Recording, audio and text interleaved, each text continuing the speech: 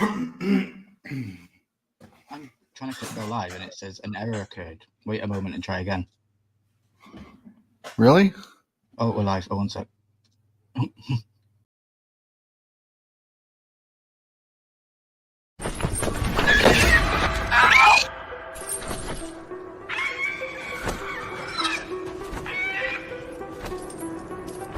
Dorageris!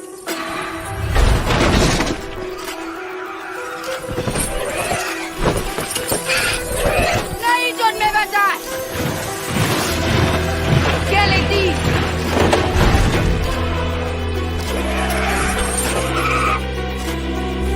Zadrizes Gustaris Costaur.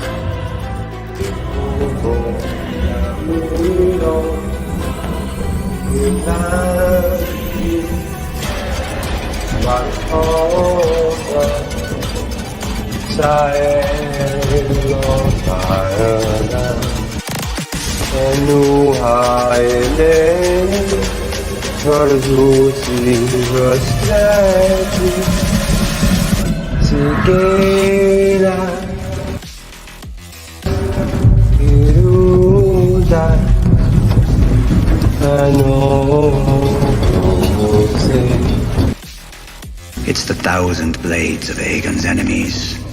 A story we agreed to tell each other over and over till we forget that it's a lie. But what do we have left once we abandon the lie? Chaos. A gaping pit waiting to swallow us all. Chaos isn't a pit. Chaos is a ladder. Fire.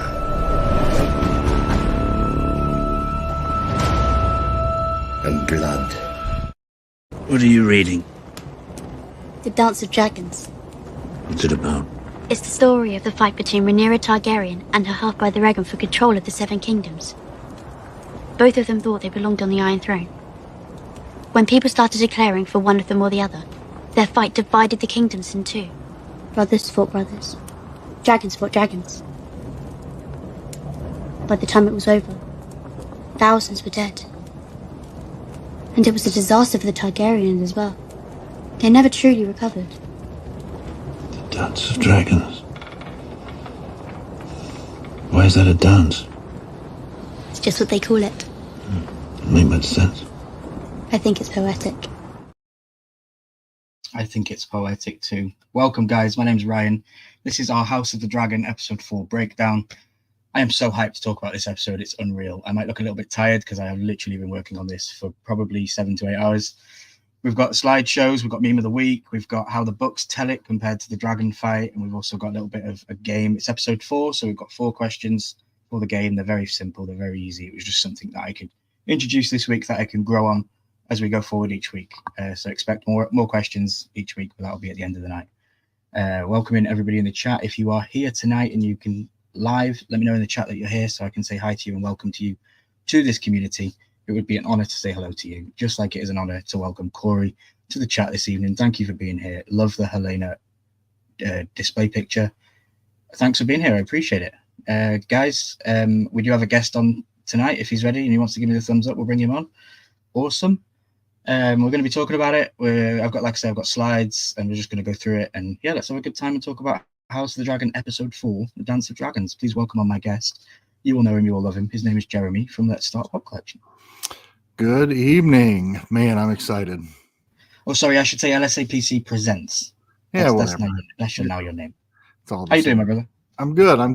I'm ready to go. I'm super excited. What a great freaking episode. Yeah, it definitely was. Did I hype it up too much? Did I hype it up not enough? Like, was it a good episode? I know you just said it was a good episode, but how good was it? Was it? I think I would challenge anybody who rates it anywhere under a, I don't want to say 10, but anybody that ranks it under a 10, I want to know why. I mean, what more could it have given you? Agreed. Yeah. Agreed. We got the best dragon fight in television history. Like, Mewtwo and Charizard doesn't stand up anything to this thing. Fact. You know, this was just so good, and it wasn't like a lot of people were expecting it maybe to be with Dragonfire and stuff like that, because that wasn't what it was. It was vicious, it was aggressive, and that was, you know, and it was building to it as well. It wasn't like, I know a lot of people were disappointed that this week wasn't just the whole episode was a war, but you can't do that. It costs too much. Yeah, I disagree. I'm a fan of the build up and the politics of it and the things that are going on behind the scenes that lead up to the actual battle scene. So yeah, I agree. Welcome in, Poppin. Good evening, everybody. Wish I could be there, but work calls, unfortunately. It does. And unfortunately, Mother Nature gets in the way. But we understand, and we appreciate you being in the chat. So thanks for being here, Poppin. You bet. Let's just get straight into it, shall we, Jeremy? Yeah, let's do it. Awesome. I have a couple of things that I might want to click. Let's say this. Perhaps Prince Damon would care for a tour of the gallery. He hasn't yet seen the new tapestries gifted to you by Novus and Quahor.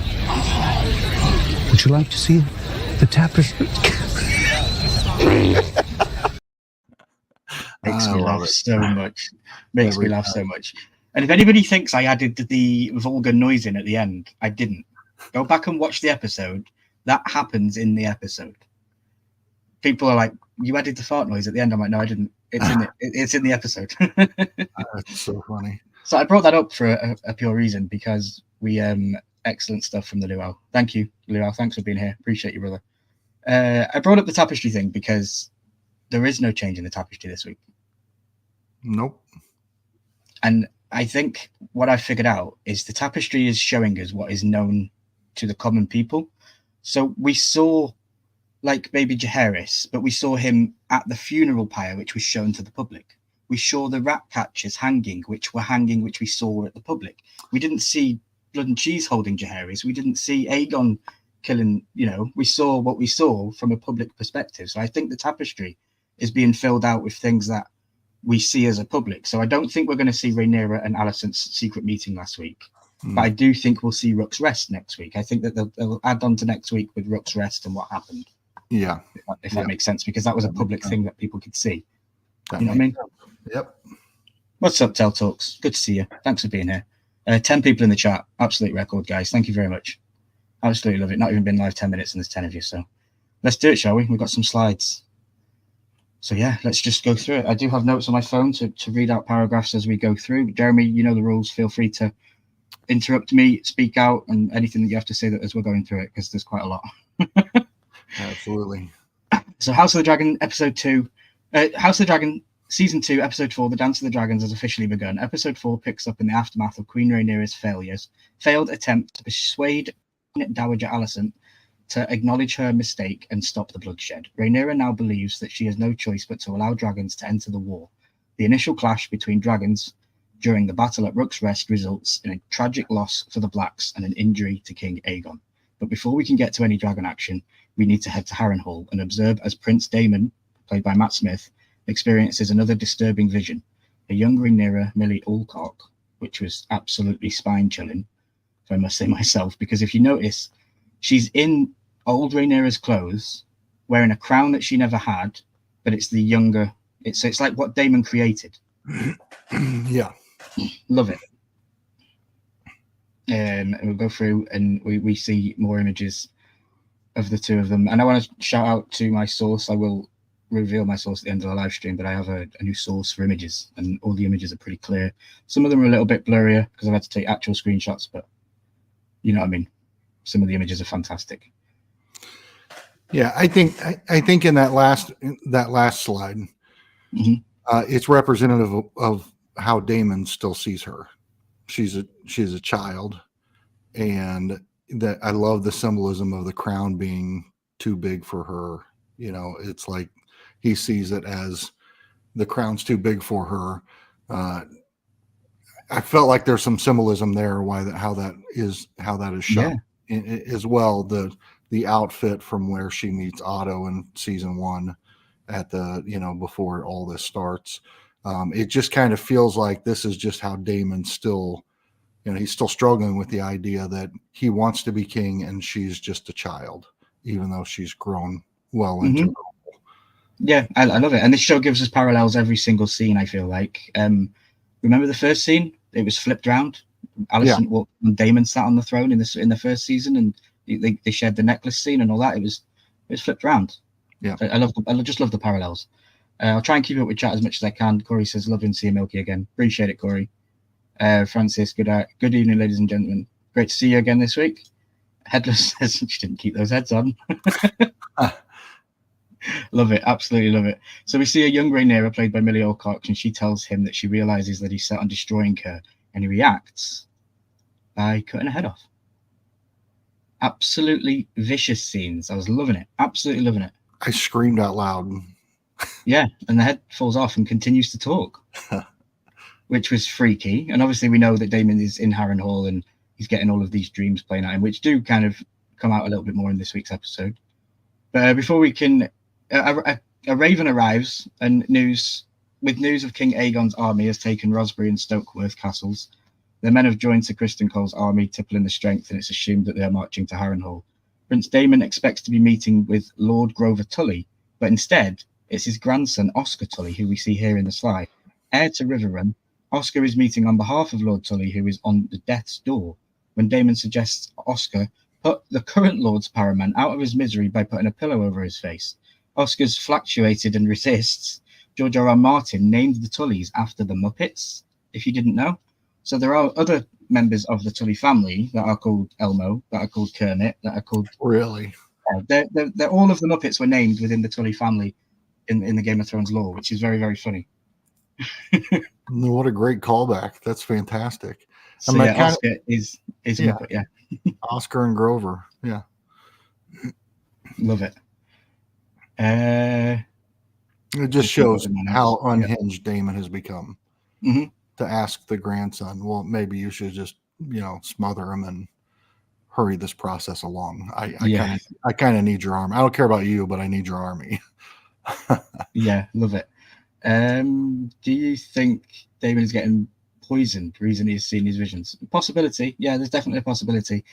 But I think she explains it a lot. Alice Rivers explains it in this episode about the weirwood trees, and he's sleeping on a bed and all that kind of stuff. So it definitely, yeah. So who's Oscar the Grouch then? The guy on the screen.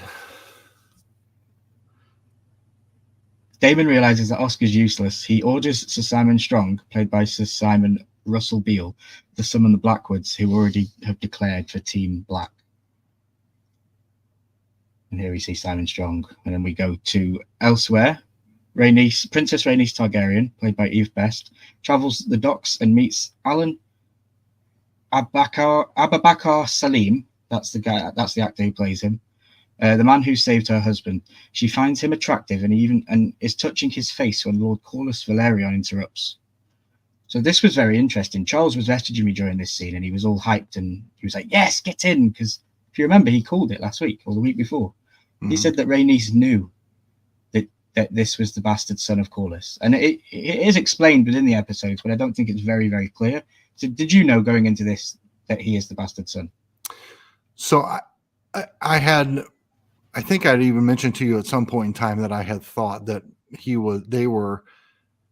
I think my whole thing was I always thought that Adam, his brother, is going to ride Sea Smoke, and then therefore he must be bastard children in some way, but I couldn't put all the pieces together as to who was with who, and it all just fell apart for me. But I do know that when she called it out, when Rhaenys made it clear, Mitchie did look at me and say, you were right. But she mumbled it under her breath because she didn't want to say it too loud.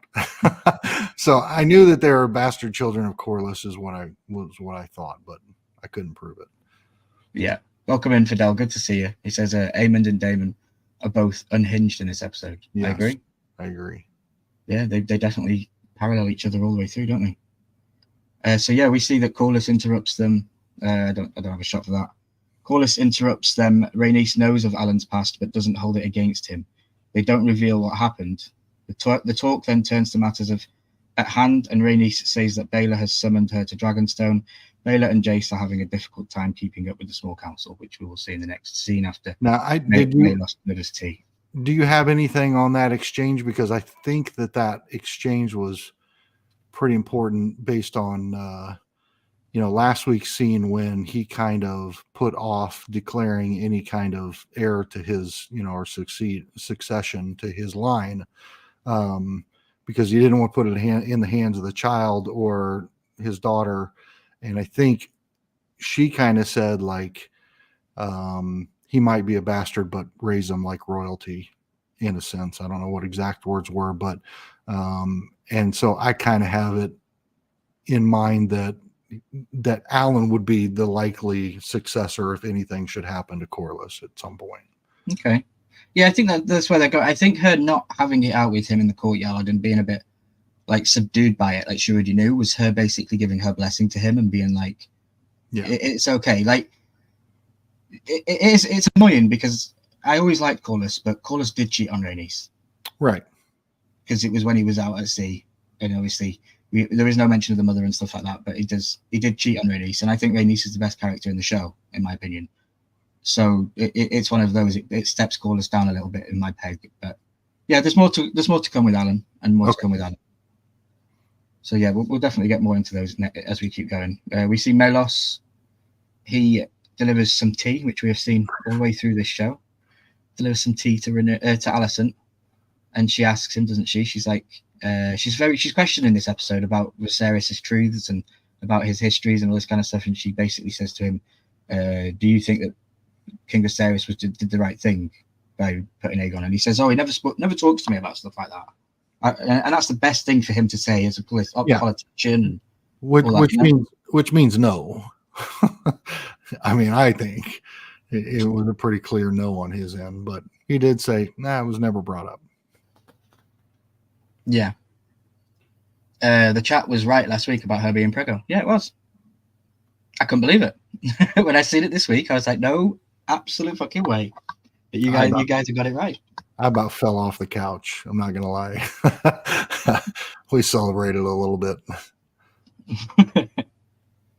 So over at King's Landing, Grand Maester Orwyle, played by Kurt Ujuwan, hand delivers a potion to help Alicent abort a pregnancy. Alicent wonders if he believes King Viserys wanted Aegon to succeed him. Grand Maester Orwyle claims that it has never been brought up, so he couldn't say. Very interesting conversation. Yeah. You see her drinking the tea. There's another photograph that has been provided to me. Thank you very much. So then, meanwhile, back at Dragonstone, Baelor informs the small council that Sir Criston Cole's army is travelling at night in the trees. The assumption is that they are heading to Harrenhal. It's obvious that the council has no intention of following the lead of Baelor or Jace. They hold Baelor responsible for not killing Sir Criston when he was first spotted on the march. So how do you feel about that? I've had people reach out to me this week and go, why didn't she burn that motherfucker in the woods? She had a dragon that could breathe fire, and he was in a place that's very flammable. Well, I think at the end of the day, she is following the orders of the queen. I mean, Rhaenyra told her to keep your distance, stay high. It's just a recon mission. You're not there to kill them. Don't take this on yourself, kind of deal. And she didn't. Now, she did stretch the line quite a bit by chasing him down into the woods, but I mean, I think she did what she was supposed to do. She went back, reported it, and that's where we're at. I don't have a problem with her not burning the ground, burning him to the ground. Stylistically, it would have been cool as if she knew she was going to pull up anyway. Just breathe a quick shot of fire in as you breathe up, scare them all, and let them know I can do this. Do you know what I mean? Right. But they didn't. But yeah, I agree with the chat. I see people in chat. Corey says Baelor's outfit was so freaking cool. I agree. Yeah, but plus at that point, dragons weren't on the list. They were hand-to-hand combat. They were going to secure armies for their cause, and dragons hadn't come into play yet. So it's another. It's up to Rhaenyra, isn't it, to give the green light and say to use the nukes. She comes down and shoots fire on them. Then before any other opportunity to try to create peace is all gone because dragons are already involved. Yeah. Francis says, "Do not engage." The Queen said, correct. Well done, guys. You're keeping up. Umpty, welcome in. Says you have to wonder what the result would have been if she did kill them all. Yeah, exactly the same kind of result as what would have been if Rhaenys had killed the Greens when she came through the bottom of the dragon, in the first season. But some of that just is going to go to, if she did, then some of that's just going to go to some of the small folk are already calling her Well, she's killed more small folk than anyone. Right, Rhaenys. Rhaenyra. I mean, so it would only solidify their belief that she's this horrible person. So, contrary to what we know from watching from different angle, yeah, the small folk are thinking she's this evil, wicked person, and going and burning them would have created more of that perception. I think. I agree. At that point. So we have the council is upset that Daemon hasn't responded to any of their ravens requesting a progress report. It's pointed out that Aegon's army is on the march in the Crown Lands and that Rhaenyra doesn't have an army to match it. The council is rudderless, says Sir Alfred, which was a very good line because in then came Corlys, who was the master of ships and rudders and ships. It was a cool little wordplay. But yeah, we have Alfred here, and he says, "Why should we listen to anything that you say? Why is your voice any louder than ours, Princess?" And it reminded me of a scene from last season. So let me find the clip.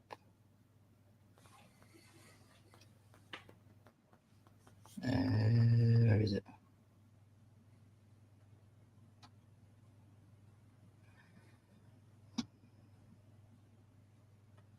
Bear with me, guys. I've got too much stuff in here.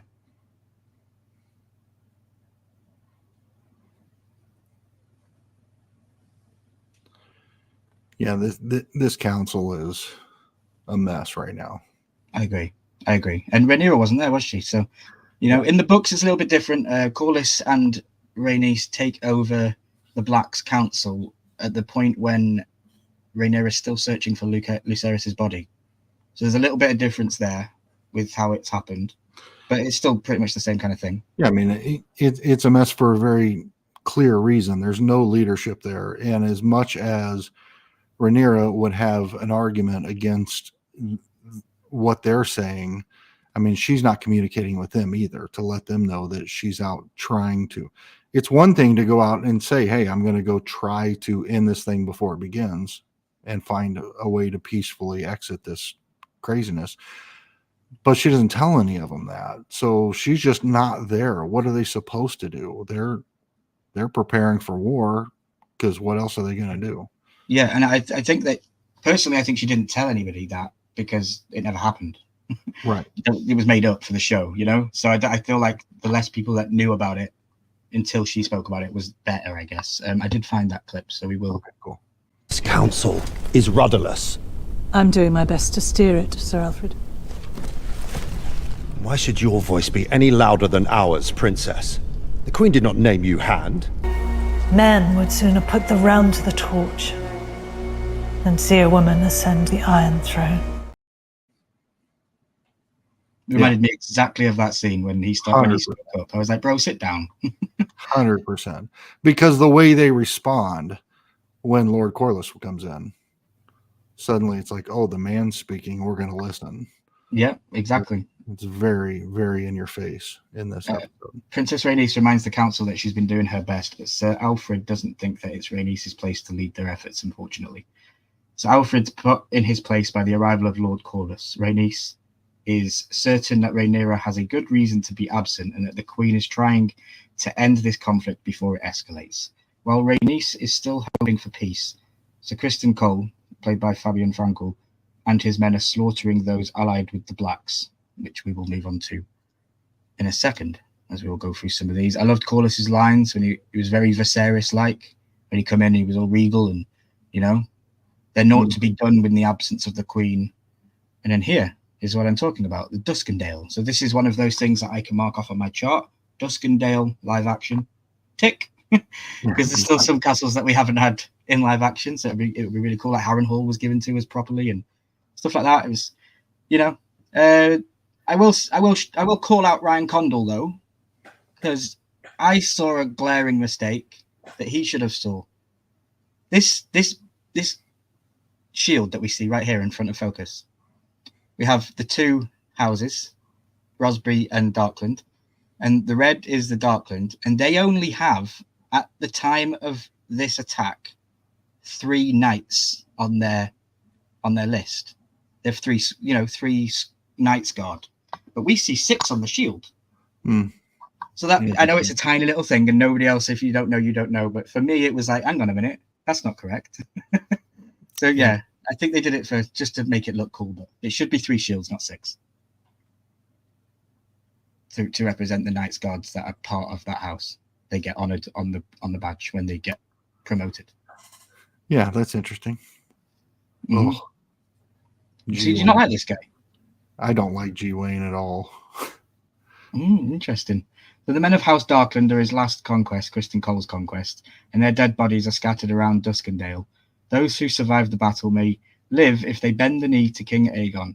Lord Darklyn refuses, and before his head is separated from his body, he asks, "Is there no honor left in this world, Cole? You're sacking your own queen's castles and putting her people to the sword." Which was a very interesting part, because these people had bowed to Rhaenyra. And obviously they don't know that Cole has now switched, and Cole is in the show made to believe out, like he calls him a kingmaker because of Cole's conquests. It looks like Cole is the one that sorted this war out and made it the way it is, but really from our viewers we know Otto is really the person that did that. Right. Otto implanted his daughter to underneath Viserys so that they could reprocreate and all that kind of stuff. G. Wayne is an idiot, says Corey. Wow. So one of the things, okay, I'm going to take a controversial stance here real quick. Cole has risen the ranks from essentially nothing, fought his way to the Kingsguard, served time. He's been in battle before. He worked his way to the head of the Kingsguard. Then he's become now the Hand. He's risen from essentially nothing, and yet is constantly reminded by whether it's Alicent or Gwaine or any number of other people, probably even Daemon or Aemon to a degree, that he's still beneath them. They're royalty and he's really nothing. And, if we were looking at this and if we had been following this whole series from the perspectives of the Greens from the beginning, we might think differently of Cole. I don't. I think he's a POS. I can't wait to see what happens to him in the long run. But that's why I don't like Gwaine. He's constantly trying to undermine Cole and constantly trying to put him down as though he is beneath him. And he probably sees him as beneath him because Gwaine is from a royal family, a noble family, and Cole is just from, like, in the show they say he's from Dorne, so he's Dornish, but that's not the case in the book. He's just from House Cole, and he makes his way up the ranks as an honorable but sleazebag guy. Right. So yeah, and I think in the show they gave him the moniker of the Dornish just because they are one of the 7 noble families. So yeah, and I think from Cole's perspective, if Cole truly believes what Alicent now knows to be false, that Aegon is the heir, and the rightful bearer of the throne, then Cole thinks he's doing what's right. I mean, he's not. He's not. I mean, we know that, but so in his quest, he's trying to do what he thinks is right. Francis says, "What is with Cole's arms?" Sorry to nitpick. Me too. That slashing movement looks very awkward. I said the same thing. I didn't notice. I think I was encapsulated in the whole episode. I didn't find myself being distracted by things like all the way back, sword fully extended. Yeah. But he just kind of went and just kind of did this little weird half chopping motion. It was like he was afraid he was going to miss if he took a full swing. Yeah, good point. And we have another. It's 2 for 2, guys. I got 2 heads on screen decapitated this week. Love it. He does, yeah. He beheads him, doesn't he? Yeah. Lord Darkland spits at Criston Cole's feet and calls him a kingmaker who doesn't deserve the white cloak. He promises Cole he will share a fate similar to his own. Listen to everything that is said in the show, guys. I'm just going to say that. Mm-hmm. Mm-hmm. I love the horses here. I got this picture. So what I got from this was Cole is weaponizing religion. Because this has the 7-pointed star on the horse, and look at the spike on the front of it. That's weaponizing religion right there. Mm-hmm. It's not a good thing to do in this kind of realm. Look what happened to all of the religious people in Game of Thrones when Cersei got her way. So, you know, and stuff like that. Although I wouldn't mind seeing Alicent have to do a Walk of Atonement, you know. If that's the case, that's the case. for many reasons, absolutely. Shame. She is a very shameful girl. So. Right. Definitely, I love it. Tell comes back in. Definitely didn't keep those heads on. Oh wow! Lord Darkland's men bend the knee and join Sir Criston Cole's army. A raven arrives, and after reading the message, Criston tells Sir Gawain Hightower, played by Freddie Fox, that their next target is in the northeast, not the direction of Harrenhal. Did that send you for a twist? What were you thinking of that one? Yeah, it threw me for a twist. I assumed that they were going to head off at Harrenhal, but then after I went back and kind of understood where they ultimately went and where it's placed in between the two, it made sense strategically. And if he knew Daemon was already there, then what was the point in going there this early without gathering more armies? Yeah. So.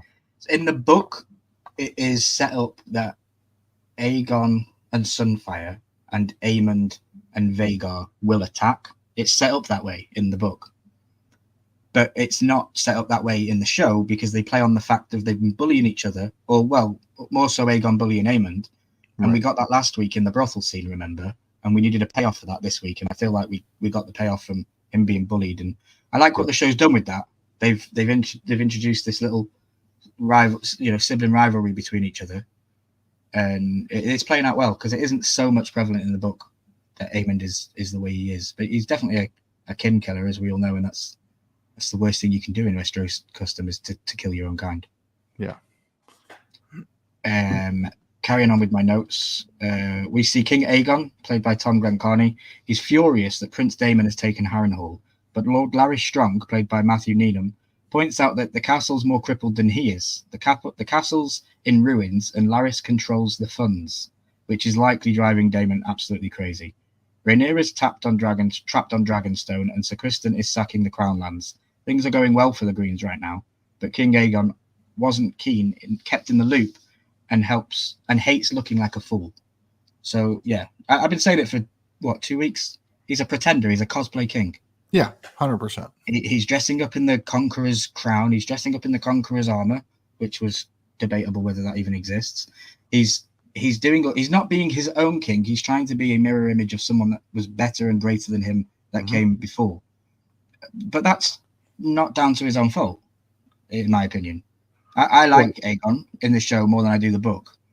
In the book, he's absolutely vile. He mistreats women pretty much every other page that you get with him, and they make that point out that he's a very, very vile person. But in this show, he's just misunderstood, and he's a little boy, and he just wants to be. I feel like he just wants to be cuddled and told, "Look, bro, you can sort this out." And he didn't get that because his parents don't know how to give it to him because they never got it from their parents. Like Otto with Alicent was very forward. How do you feel? I mean, yeah, except that the barkeep girl had to drink the tea too for horrible reasons. So he's not exactly just like some fun, lovable kid. He is kind of a disgusting human as well. But I mean, from the onset, if you think that he never had the rightful, he was never in the rightful position to take the throne. That was clear because Viserys raised Rhaenyra, had her in the council room. She was pouring the drinks. She sat at the council table. She got all the wisdom and the experience from it, and because she was going to be the heir to the throne. So then now you throw him in here with literally no exposure to any of it. He doesn't know how to do anything. He's just he's just a wannabe, and he's appointing these weirdos to be these friends of his to be Knights Guards. And there's a great scene when that guy right there behind him is like back's hurting and he's like adjusting his uncomfortable armor.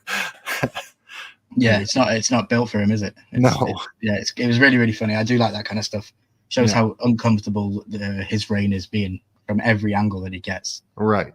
Yeah, we see Aemond. Aemond is slowly becoming my favorite character in this show. Like Daemon takes the male hierarchy. Rhaenys had the female hierarchy.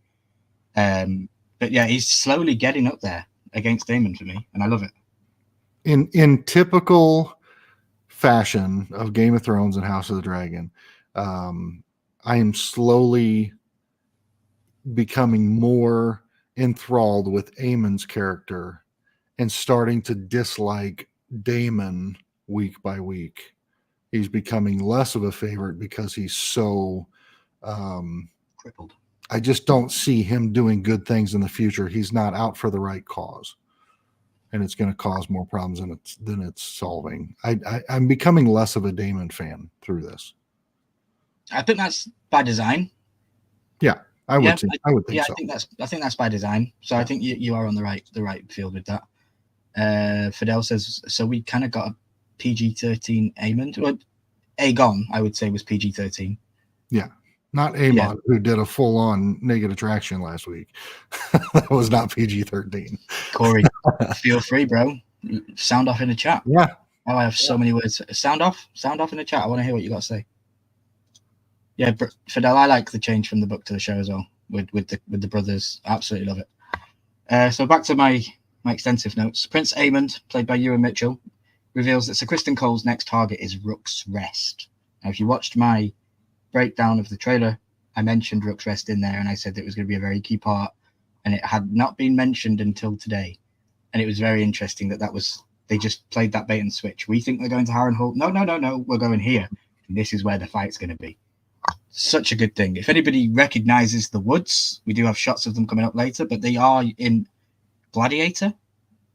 It's actually the same wood scene that is shot in Gladiator. Ridley Scott, and those kind of people reached out to Ryan Condal and said that this is a good area to do this kind of thing. Wow. And that's where they went.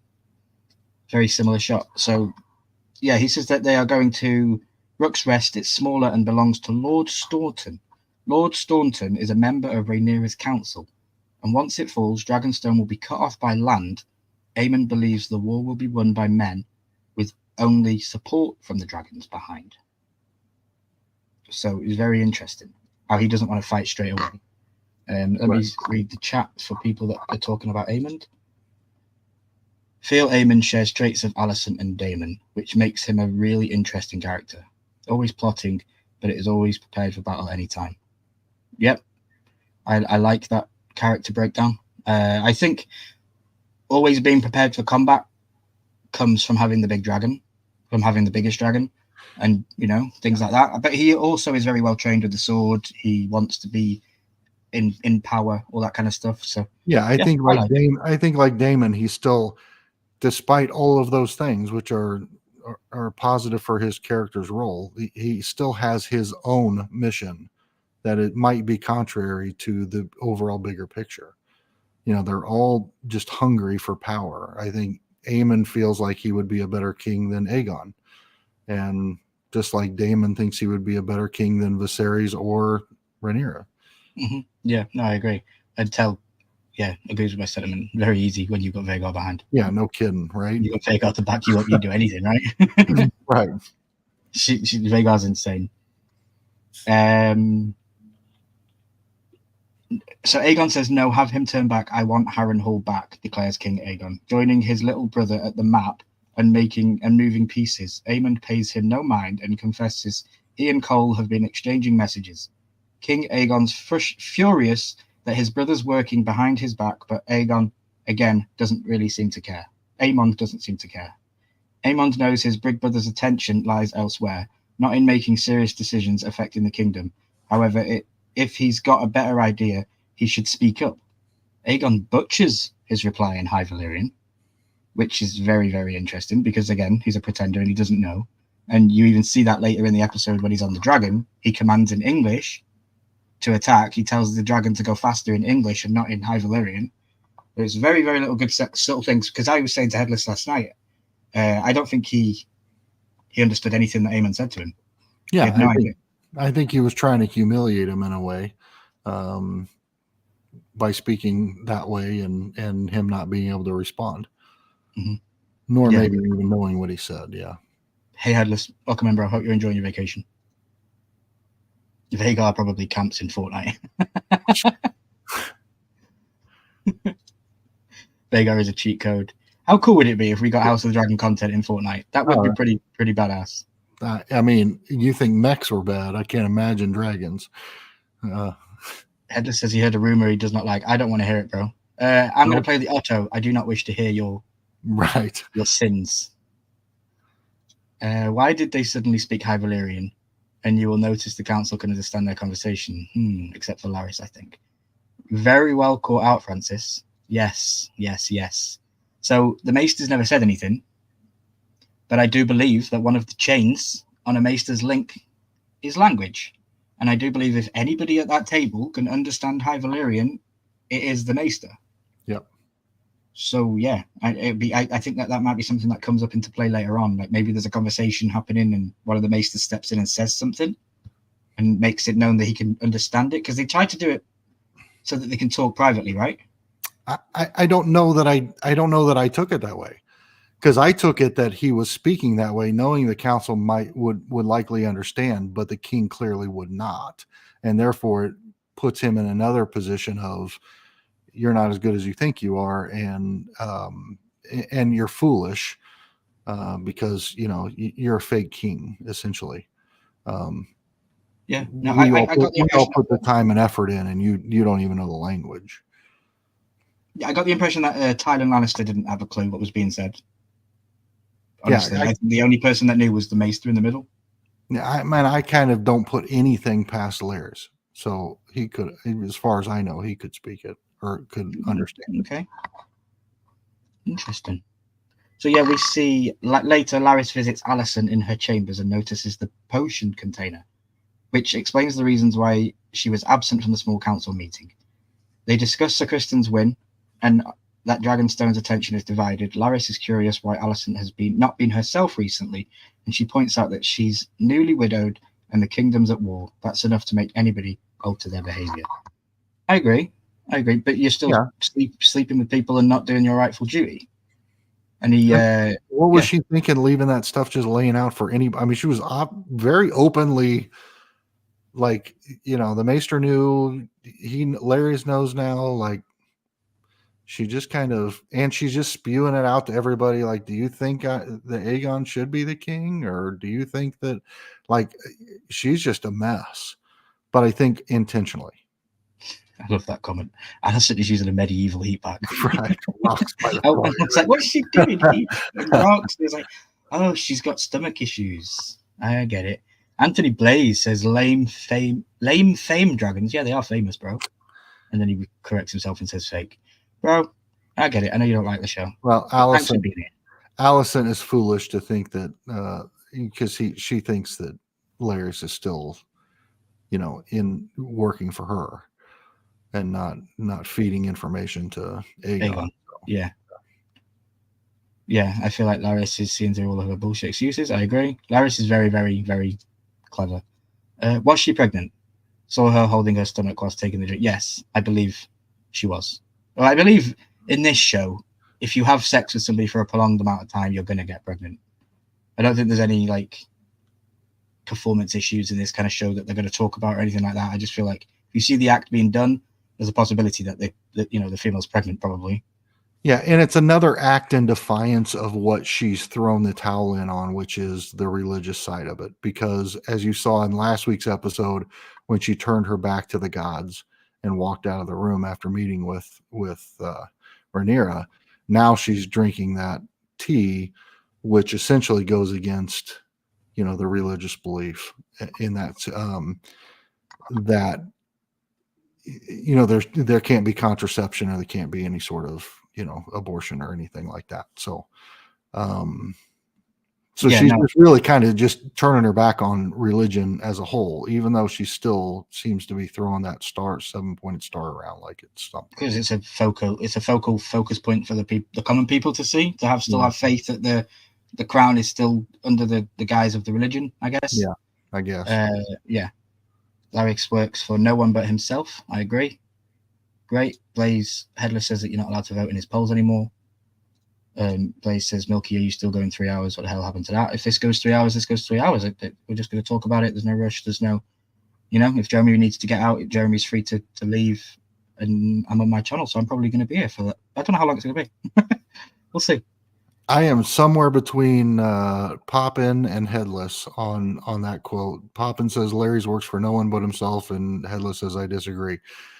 Well, then he says he works for Allison Speed, so maybe that is what it is. But but I do think he has a vision or an idea of where he wants this thing to all end up. But I do think that he's pretty in it for himself. He's going to be what he needs to be. Agreed.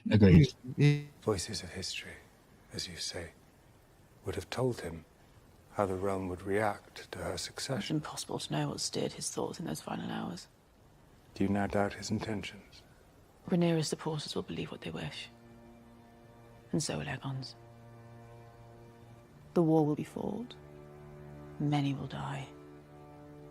And the victor will eventually ascend the throne. The significance of Viserys' intentions died with him. Yes, it did.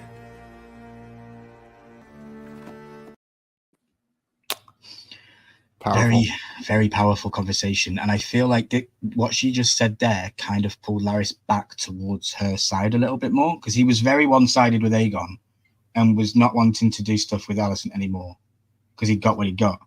But I think that what she just said to him there kind of sparked something in him, and I think she might have reeled him in a little bit closer. So very interesting to keep an eye on that conversation between those two. Larys is a great character. Yeah, I mean, we've said it before. He's playing 3D chess, right? I think his board just got bigger. I think he just understood now that this isn't about what's right or wrong or who's supposed to be where or whatever. It's all insignificant. We can make this become anything we want it to become. So now my plan's got to change. Yeah, Larys says, "Lay down, Queen Dowager. I will give you a foot spot." Right. Love it. Absolutely love it. Yeah, so definitely, guys, stay tuned to what happens with Larys going forward. No, Umpty says isn't his nickname Middle Finger. No, Mitchie calls him Pinky Toe, and for Little Finger and Pinky Toe because of the foot fetish. So we around this household called him Pinky Toe. Love it. Daemon continues to suffer from visions and can't get a peaceful night's rest at Harrenhal. He follows himself, but looking much like Aemond with an eye patch through the castle halls, his path leads him to Alys Rivers. So here, this was a great scene. I do think in the shot that we saw, I think we were seeing Aemond walking away from him, and then they cut at one point, and it was Matt Smith. But it's just paralleling how much he is connected with Aemond and all the stuff that's going on, and the hauntedness and the dreams that he's getting here are of reason. It's like this. I laughed to myself because this is like the guy who tells you a joke and then you laugh and then he explains the joke to you and you're like, bro, I laughed. I understood the joke.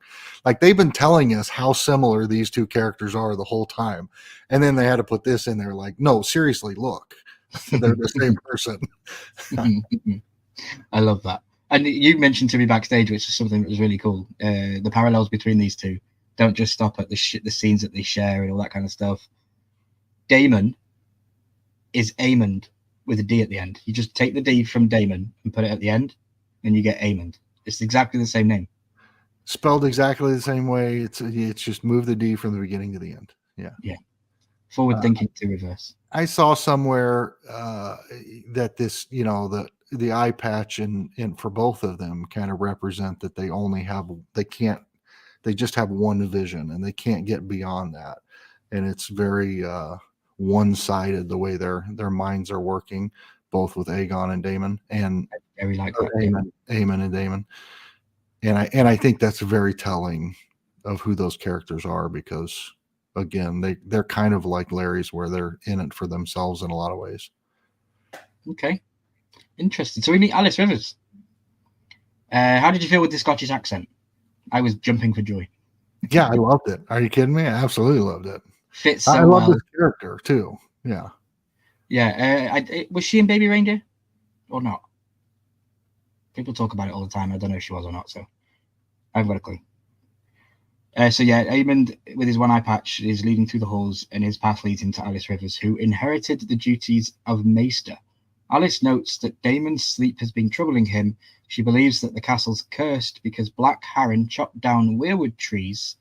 Weirwoods are the heart trees that are imbued with the spirits of those who long lived before he came. Damon calls her a strange kind of woman. Alice laughs and says that's because she's actually a barn owl, living in human form. Mhm. That is straight out of the books. That line blew me away because she is a witch. She is believed to be around 400 years old. So that's a good thing to keep a hold of.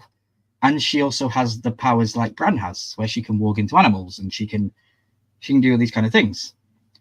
So yeah, when she says that she's a barn owl, maybe we'll see a barn owl flying around, and that might be Alice. You know? Yeah. Definitely, it's very good. What is that drink, Alice? Did you spike this again? Oh, come on. Yeah, I find it odd that he won't eat the food, but she hands him this weird ass drink, and he's like, "Oh yeah, let me enjoy this," and causes more issues. But I don't think he knew what he was doing at that point. I think he Yeah. was already brainwashed and he was already doing what she wanted him to do. yeah, plus this did a lot of this kind of like I had a hard time sorting out, okay, what's real, what's the vision, where is this actually happening, is this a vision, I struggled with that a little bit throughout this episode. Yeah, I think in the behind the scenes or inside the episode as well, that was brought up with the crew that were filming those kind of scenes. They wanted to know, do we put like a purple hue over this, or just so the viewer knows that we're in a dream state? And Ryan Condal came back and said, no, film it like you would normally film it and leave it up to the viewer's discretion as to what they think's happening. Yep, And I love that. I do too. I love that because I wouldn't have liked to have had a green thing over it to say, oh, this is a dream state and all that, because then that isn't real. And yeah, you could see Damon lose his head and then he wakes up and you're like, for a minute you think, oh my god, he just lost his head, and then he wakes up. Right. So Alice Rivers gets under Damon's skin when she speaks of Rhaenyra, and then suggests that he's there to make his own claim on Harrenhal.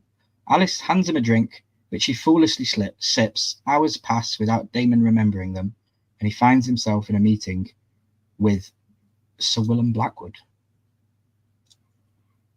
Very interesting. And it only gets more bizarre from there. So Willem Blackwood is the little boy that asked for Rhaenyra's hand in season 1. Mm-hmm. He's now grown up and has taken charge because his lord was killed in the Battle of the Burning Mill that we saw in the previous episode. So now he's in charge of the Blackwoods, which is interesting. I said that we'd see more. I know we brought up last week of the Black Aly, the sister of the Blackwoods, who's pretty cool and pretty badass. I wonder if we'll still get to see her coming into the show. Maybe they'll introduce her. Yeah, love me some Blackwood, says Corey. I do too. Agree. Good to see all you guys chatting amongst yourselves in the chat as well. That's what we like to do. You guys, you don't always have to be here glued to the content. You can have conversations amongst yourselves as well, and I love to see that. Yeah, Headless is on vacation right now, chilling with the pup and the wife, sipping on his second IPA, he says. Loving it. Hopefully it doesn't lead you into a meeting like this and you don't remember how you got there. Yeah, exactly. Because here's where it gets a little bit darker, because even within this scene that is actually happening, there's visions within that. Yeah, there is. So he's sitting with William Blackwood, which he wasn't even aware that he was attending. So Willem is committed to fighting for Queen Rhaenyra. He even vied for her hand years ago. However, Damon becomes distracted when he sees his deceased wife, Lady Laena, filling cups around the table. Damon snaps back into reality as Sir Willem indicates that as soon as Damon uses his dragon to wipe out the Blackens, then the Blackwood would join his army. Very, very interesting conversation, and you never know what's real and what's not when you're now looking at Damon in Harrenhal. I'm very, very excited for Harrenhal. Harrenhal plays a massive part in this show. Multiple major characters in this show will visit Harrenhal and will have things mess with them. So don't just think it's a Damon exclusive thing. We're gonna have other characters visit there as well, which is gonna be good. And I hope I'm not jumping ahead, but they talked about, Alice talked about the weirwood tree, or that the bed was made of weirwood, and that the place being haunted and all those things, that like this is what's leading to all these visions. So do I think he's being poisoned? Going back to an earlier question, I personally don't think so. I think it's just his ability to have those kind of visions. on top of the fact that he's in Harrenhal, which is haunted supposedly, or whatever they call it, and in a weirwood bed that creates these visions, or can create these visions, as it has throughout Game of Thrones and House of the Dragon. When Sir Hor Harrenhal built Harrenhal Castle, he imbued the stones with the blood of the dead men that he used to make it. So, like, if the guys were building it and they ended up dying over anything, he would, make sure that all the blood in them was soaked into the stones of the foundations. The place is as haunted as it'll ever be. Yeah, that's disturbing. And it's crazy. And, in the real world, guys, I don't believe in any of that stuff. I'm very skeptical. But I can get myself into it when I know it's set in a fictionist world and all this kind of stuff. And I love it. It's fantastic. We saw ghosts in the first season. Melisandre's ghost baby. Well, I mean, you have to separate we believe in dragons when we watch House of the Dragon. Dragons are magic. Yeah, we believe in the Red Witch from Game of Thrones. We believe in this witch from Alice. We believe in the Three-Eyed Raven and everything else. Like that's not a stretch to think this place is haunted and cursed. Yeah. Over at King's Landing, the small council and King Aegon learn that the Crownlands are upset. Dragons are wiping out their livestock. The Crown doesn't have funds to pay the farmers, and their resources are dwindling because of the blockade. On the bright side, Cole's doing well in the battle, guys. Yay! Woohoo! King Aegon declares that he's bored and leaves the meeting. He returns to his chambers to find his mother looking through his cabinets for Viserys' books. Aegon admits that he had them removed, but not destroyed. Where are my father's books? Or where are your father's books? And he, kicks out his mates and says, "Boys, I need to tell my mother what's right. Get out." When they left, that was probably one of the funnier scenes I've seen. I love how they still have some comedic levels dispersed throughout this show. Yeah, I love that. Yeah, when they bumped into each other, that got a good chuckle out of it. Do you think simply wearing the crown imbues you with wisdom? She asks, which is a very good point, because he never read any of the books. He just assumed that. Well, I do feel for Aegon, I really do, because he never wanted this. Didn't learn High Valyrian, didn't read the books, didn't study anything, said he didn't want to be. He's not prepared. Yeah. King Aegon throwing himself a pity party, and Alicent rolls her eyes. He's upset that no one listens to him or asks for his opinion. After all, he's the king. Alicent suggests that wearing a crown doesn't magically give somebody wisdom. His council is educated and experienced, and Alicent had hoped that Aegon would listen and learn, but he hasn't.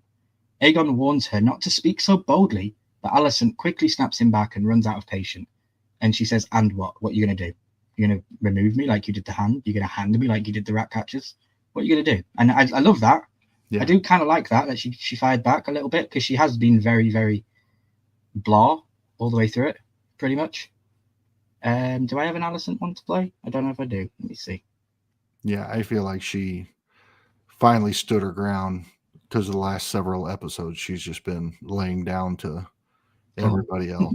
Yeah, well, literally to Cole, and then figuratively to everyone else.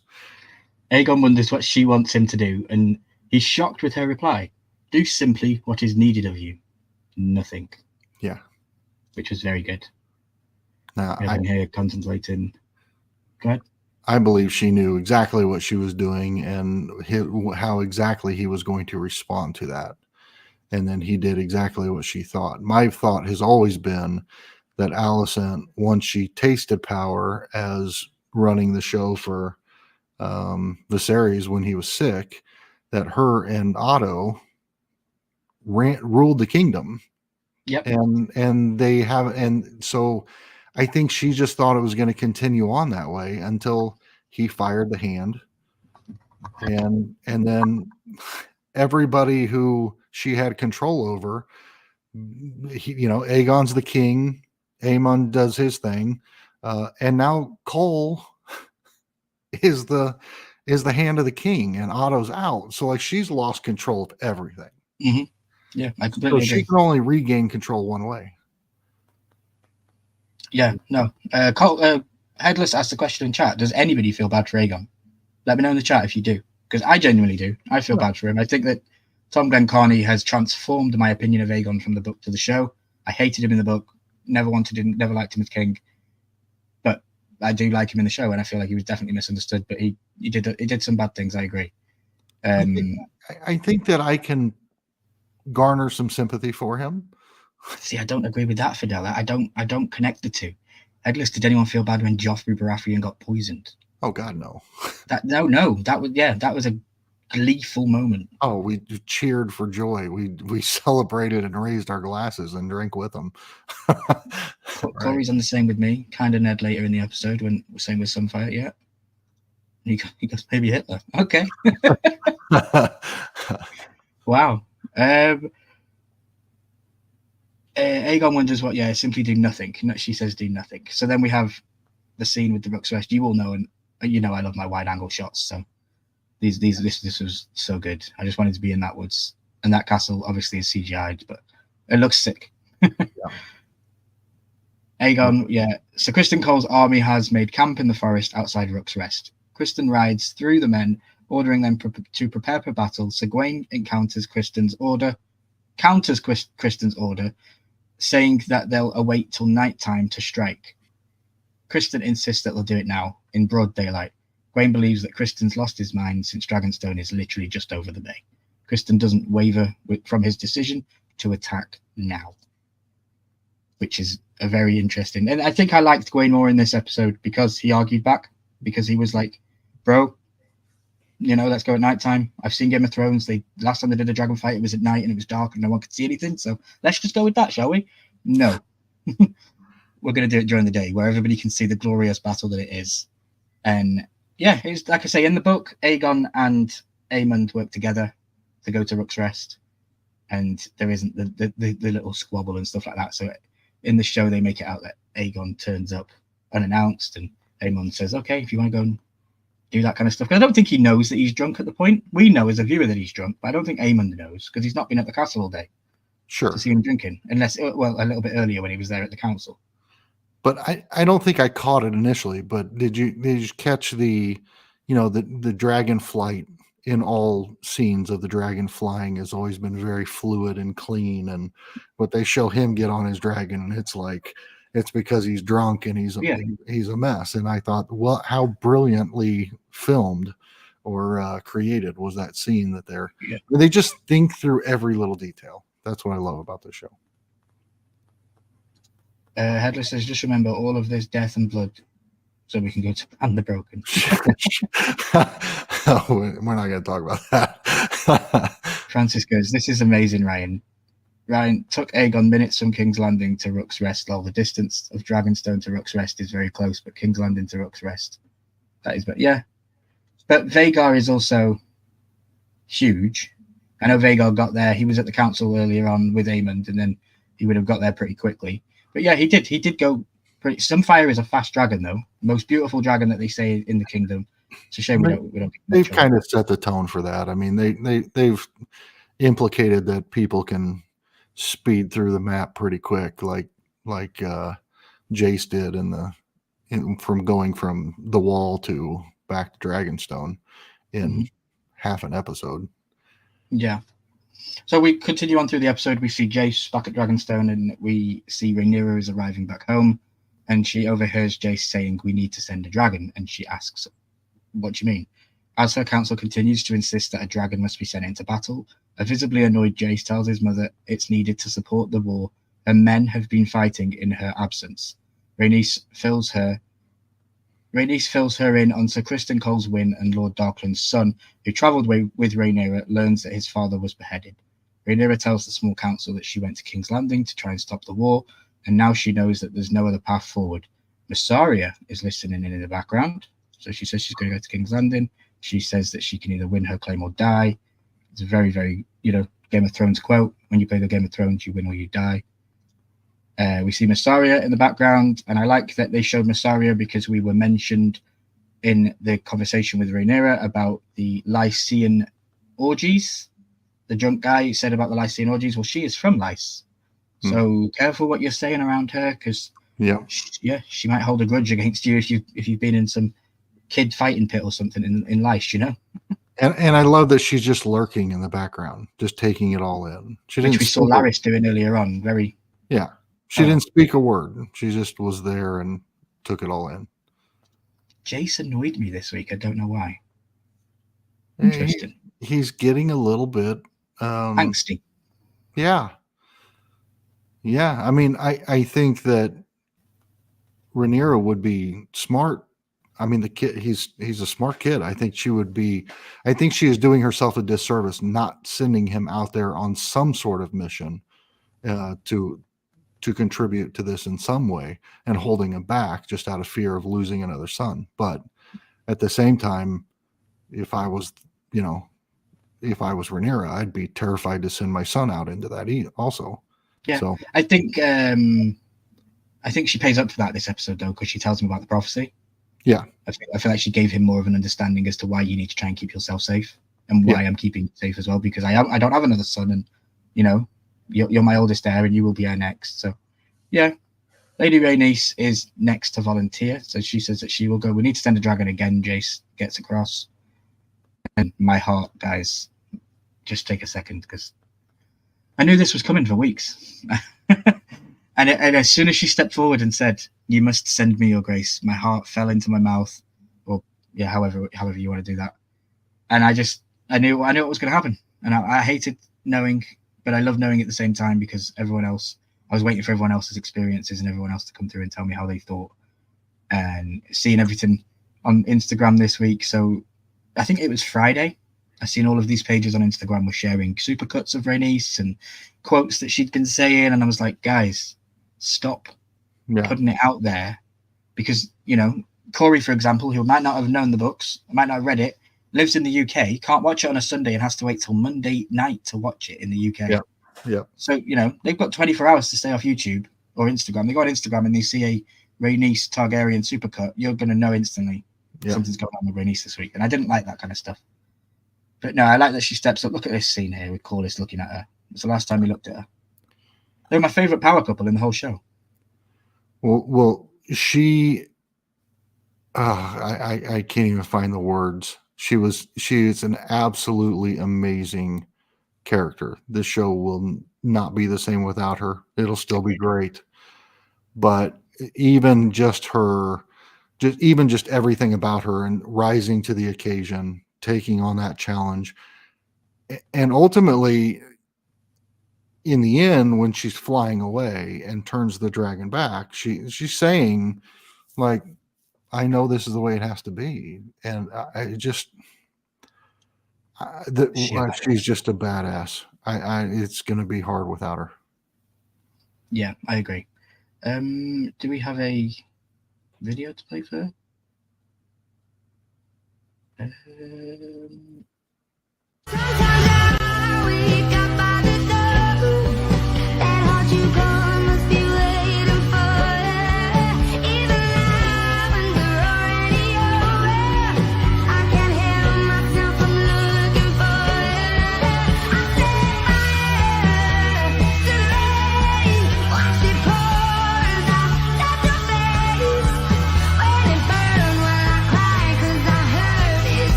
Mad. Loved seeing it. I will be going back and watching more of her scenes. And if anybody doesn't know, there's a little fun fact. Eve Best, who plays Rhaenys, she doesn't watch her own stuff back. She is instantly appalled by seeing herself on screen. So if you have an Instagram account, or if you have a social media account, post something on there and let Eve Best know how much of a fantastic job she did on this show, and just let her know how much you love her as a character and everything. Because I think that she doesn't know how well she did. I know she acted the scene, but she doesn't know how well she did because she hasn't watched it. I mean, as an actress, I can't imagine anybody have played that role better. She was phenomenal as an actress, but her character stood up to her talent as well. Like, that character was incredible as well. Yeah, it definitely was. Definitely rest in peace, the queen that never was. Most sad over Meleys or Rhaenys, says Head Stark. So yeah, guys, John in the chat, are you more sad about Rhaenys dying or her dragon Meleys, which we are going to get to very soon? Rhaenys, yeah. Rest in Spain, what a good episode. I agree. So did you see this? Did you catch this foreshadowing? The golden dragon smashing on the floor? Spot on. Well done. Did you catch the one earlier that I forgot to get a screenshot of Alicent dropping the dragon statue? I got that after I watched a couple like kind of recap videos that it was pointed out. I did not catch that was that same figure from season 1. Everybody's saying Rhaenys. I mean, we all felt for the dog, right? Ratcatcher's dog. Like we were more pissed about that than anything. It just doesn't compare. This is a dragon for Rhaenys. I agree. Aegon warns her not to speak so boldly. We've been there. Catch up with my notes. Meanwhile, Queen Rhaenyra returns to Dragonstone as her council continues to insist that a dragon must be sent into battle. A visibly annoyed Jace tells his mother it's needed to support the war. Her men have been fighting in her absence. Rhaenys tells her that fills her in on Criston Cole's win, Lord Darkland's son. Yep, Rhaenys tells the small council we've been here. Did I rewrite this twice? So she said Jace confronts his mother privately and she tells him that Aegon the Conqueror. She tells him of Aegon the Conqueror's prophecy, a song of ice and fire dream. While Rhaenyra tells the story, we are shown Lady Rhaenys getting on Meleys and King Aegon in Aegon the Conqueror's Valyrian steel armor and also still drinking, preparing to ride out on Sunfire, which was absolutely heartbreaking, seeing these final scenes of her walking off. And the love of her and the dragon, you know, versus the two being kind of playful versus her, it's time to go to battle again. I agree. They've seen it before. So, yeah, she says that. That's a little bit of an issue for me. Because for me, Rhaenys has never been to battle. She's been to battle in the Stepstones, and she's been doing those kind of stuff, but she's never been to battle on a dragon with another dragon. So she's been to battle killing humans with a fire and being the big deadly thing in the sky. Yeah. But to say, you know, to go to battle again, it I don't think the dragon knew what it was going into. To be honest. Yeah. She became the rider of Meleys just before Jaehaerys's crowning day, the big council in the scene. She became it was a couple of years before then. I think she was 11 or not. No, she might have been 9 and she first flew in when she was 11, something like that. Or her. But yeah, great character. Loved her, absolutely loved her. And we see Aemond with Sunfire. I was hand over my mouth amazed by this. Just how they have, like, I'm so used to Daenerys' dragons, okay? Yeah. Drogon, Rhaegal, and Viserion. They all look pretty much the same, and they only have difference is their colour, yeah? And that's because they come from the same clutch. Don't get me started on whose clutch they came on, because they've screwed that up. I want to be positive, so I'm not going to even go into that right now. Oh, don't get me started. So we see Sunfire. Sunfire is absolutely majestic in my eyes. Look at these opal colours on the face, and such a fantastic looking dragon and different. Yes, Corey. Yes, Sunfire looked amazing. I agree. And then, what was funny? I'm giggling at the comments about soldier number 3 and soldier number 6. Oh, ones that get stepped on. I do have a picture of those guys. We are going to honor those later. Yeah. Corey, I think we need to do a separate live stream, my friend, because I don't think you're going to see some for Dreamfire. In the books, Helena has the one bond that she has that she loves the most, and it is flying out with Dreamfire and having that connection. And there's a question as to whether she is a dreamer or her dragon is a dreamer, and her dragon is possessing the powers and the thoughts and passing it through to Helena. And that's how Helena is saying these things that she's saying and all this stuff. That's more perceived in the books, because in the books she's never a dreamer, but her dragon is Dreamfire. So it makes sense. But I just don't think we're going to see Dreamfire this season. I don't even know if we're going to see them at all, unfortunately. The cannibal we will see. For sure. You've got to. Bedler says, I heard they spent the same amount of money on Dragonfire as the Acolyte spent on Whip. There you go, bro. Wow, love it. So Rhaenyra says about the prophecy to Jace, she says, the Targaryen who sits the Iron Throne is not just a king or a queen, they are a protector, ordained to lead the Seven Kingdoms, to strengthen them, and to unite them against the common foe, says Rhaenyra. Viserys believed until his dying breath that she was meant to be the protector, to unite the realm. She has to send the dragons to war, Rhaenyra tells Jace. The horrors unleashed are for more than just a crown alone. And then, guys, the Battle of Rook's Rest begins, and the arrows rain down from the castle walls. Cole's army is 1,500 men strong, and in the open field and on the approach to the castle as the dragon is spotted high above. Here we see them fighting. Absolutely love these scenes.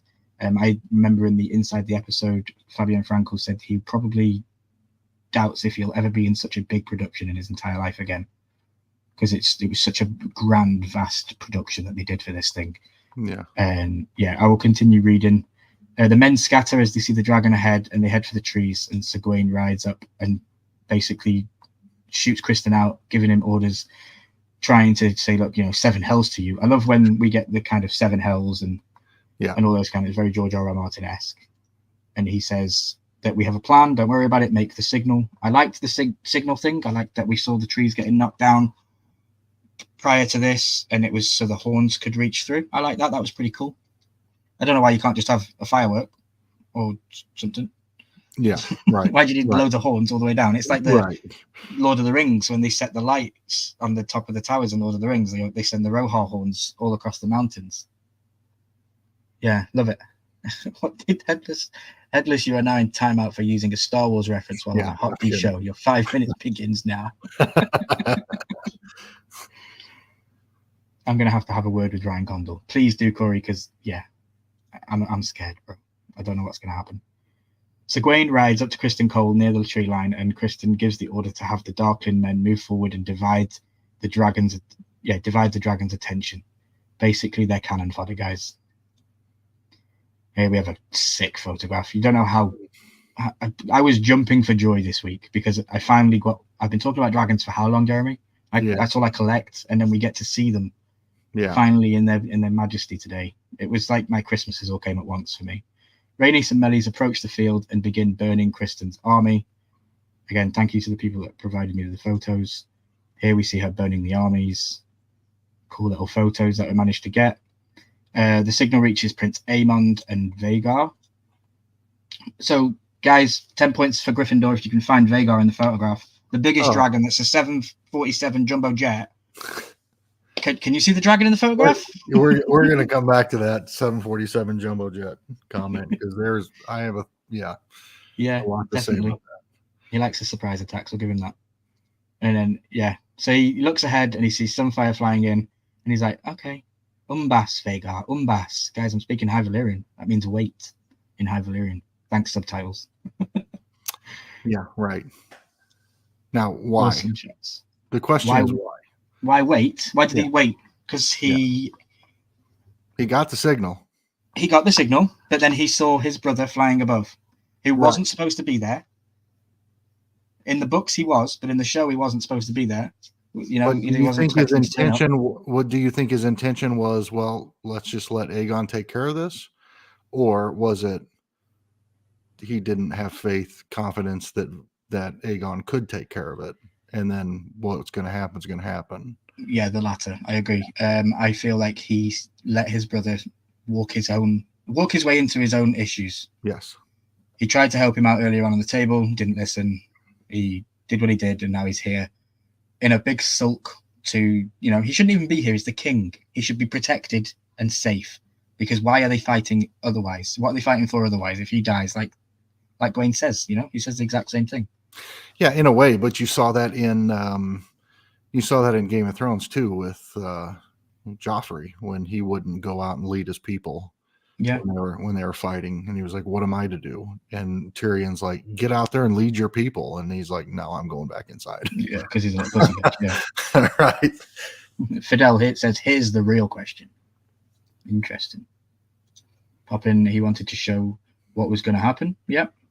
Yeah, I think he knew he could go up there and save him, but chose to just lay back and let what's going to unfold. Which brings up another question: can the TikTok Avengers take out a dragon? No. The TikTok of Avengers are from Willow, guys, if you don't know. Go back and look on my channel and Headless's channel for our Willow breakdowns. We had some fun with the TikTok Avengers. So the real question is, how the hell did people in Rook's Rest miss Vhagar? That is a pretty decent question. Miss, as in what? I don't think anyone was shooting the dragons, though, were they? No, when he came in and hid in the woods there. Okay. Like, did he like land miles and miles away and crawl slowly into position? I mean, he's this ginormous dragon. Very good point. Yeah, very good point. I think I would have thought he would have been there a little bit earlier. Yeah, I think you got to just give them some grace and not look too deeply into the details. Yeah. Westy Space says he wanted to stay back mainly because his brother made fun of him in the episode prior. And I think that shows up again when he does finally go up, because he doesn't breathe fire on. Rhaenys. He only breathes fire on one of them, and it was his brother. So. Correct. Here he's drunk, and he says faster. Again, notice he says it in English, not in High Valyrian. And then we have Cole with his very inspiring speech towards the men for your true King Aegon. Like, I would have been in the guy background going, "Shut the fuck up." Yeah, this was no William Wallace speech to his people. No, it wasn't. It was not. And then we have some shots of the dragons. These will now be my backdrop on my PC. We'll be switching them out probably every other hour or so. Absolutely love it. So Rhaenys and Meleys preach the field. Yeah, they're burning some fire. He's about to command Vhagar to fly when King Aemond and his dragon Sunfire fly by. Instead of joining his brother, Aemond orders Vhagar to wait. It's only as Sunfire appears over the battlefield that Segwayne realizes Criston's secret plot. However, Criston is equally shocked that it is the King Aegon flying overhead. Cole rides the line, urging the men of House Targaryen to hold strong. Now that their king has joined them, he orders them to advance while still confused over Aemond's absence. Rhaenys orders Meleys to attack as Aegon shouts Dracarys. Meleys is hit with fire and reacts by attacking Sunfire from underneath with her much larger claws. Sunfire plummets towards the ground, recovering just feet above the earth. Blood pours from his open wounds as he takes to the sky again, only to be caught up by Meleys' jaw. Vhagar finally enters the battle. Here, her massive body, which seems too large to lift off the ground and to fit into the entire shot, I noticed, because I couldn't get a full entire shot of Vhagar. Meleys and Sunfire are still locked in battle when Rhaenys realizes that Vhagar is approaching. And then, yeah, there's that scene where he's leading up and they notice, and she notices that they're attacking, and that's how Sunfire gives toothache to Meleys. He rips one of those teeth out. That must be so painful. But Rhaenys was like, "I'm out. I'll be over here and for a second. Let me regroup and figure this out." I see, and Vhagar's coming in hot. Yeah, I love that. DUI, dragon under influence. Right. Cole's thoughts when seeing Aegon. Oh shit. Well, he had to, because Cole's sitting there thinking, like, I've got the most to lose in all this. If Aegon loses this. Yeah. Yeah, I agree. So the question in the chat there is, are dragon's blood toxic or hot? Did you see the soldiers who got spewed it up on? Yes, I did. I believe it's hot. It's just the blood of a dragon is hot because the dragon has always got that ability to produce fire. That's why when you see the dragon crash on the ground, it explodes into fire, because they've basically got that within them. They've got that furnace within inside them. So I would say that they're going to be very hot-blooded, and that's why it was steaming.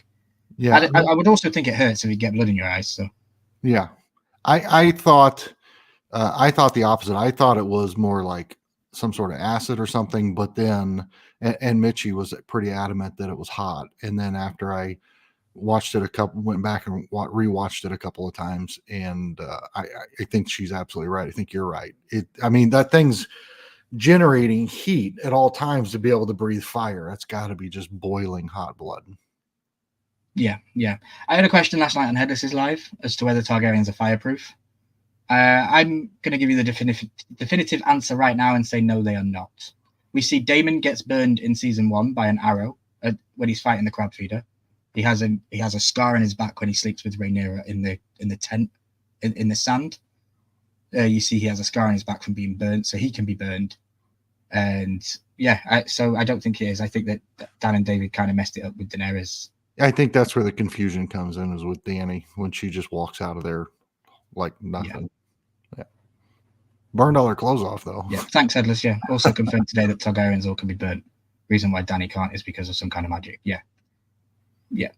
It was the witch woman in Game of Thrones that was doing the witch stuff that protected her in the fire with the dragon eggs. Gotcha.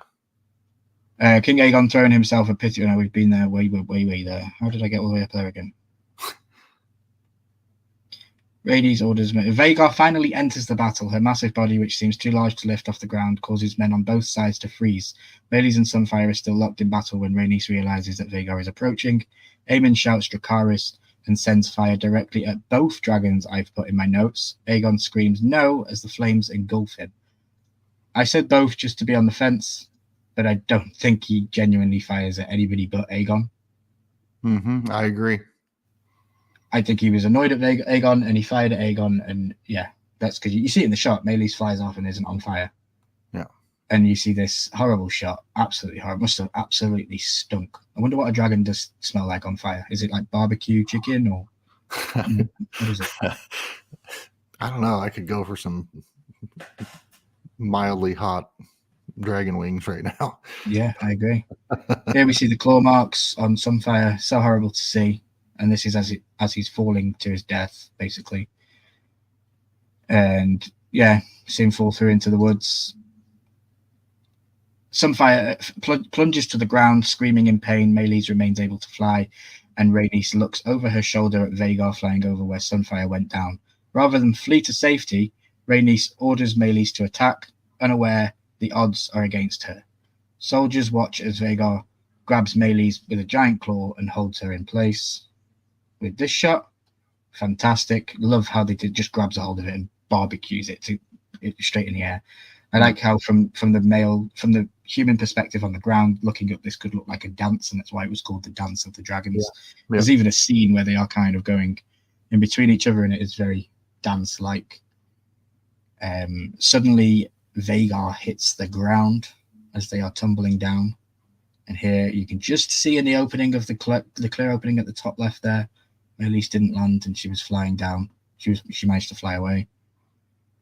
Suddenly, Vhagar hits the ground, killing men and knocking out Criston Cole. Straight out. Like, bye, bro. Remind me of Tyrion when Tyrion got in the fight and he got knocked out. One of my favorite scenes, absolutely. Yeah. Loved it. Let's go to war. Woman is squashed beneath Vhagar's gigantic feet. Here we have, you guys have given them honor in the chat this evening. Thank you very much. Number 3 and number 6. Yeah, number 3 and number 6. They did get their time in the Ryan Milky breakdown.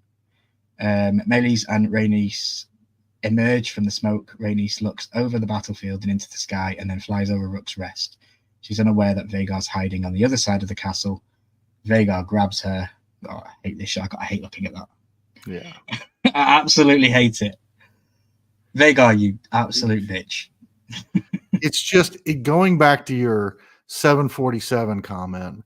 It's like Vhagar is the 747 to her, F-16 fighter jet. Like, there's no way a commercial giant bus flying through the air has the agility to beat that.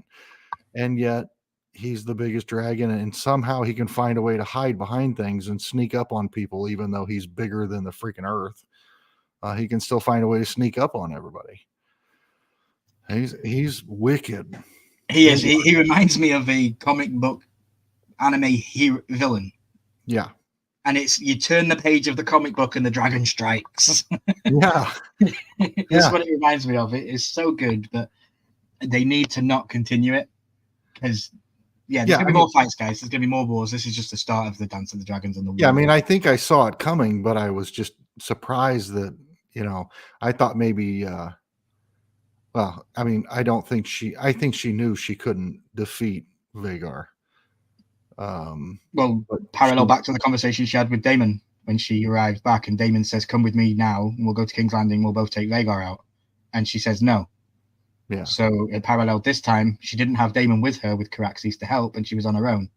And Yeah, it was obvious. Which is a whole nother problem because Daemon was close with a dragon, but he wouldn't know what the hell's going on because he's in Harrenhal just chilling, Yeah, having correct. weird dreams. I don't know why my notes keep going back up there. Maybe it's because I don't move inactively for a little bit.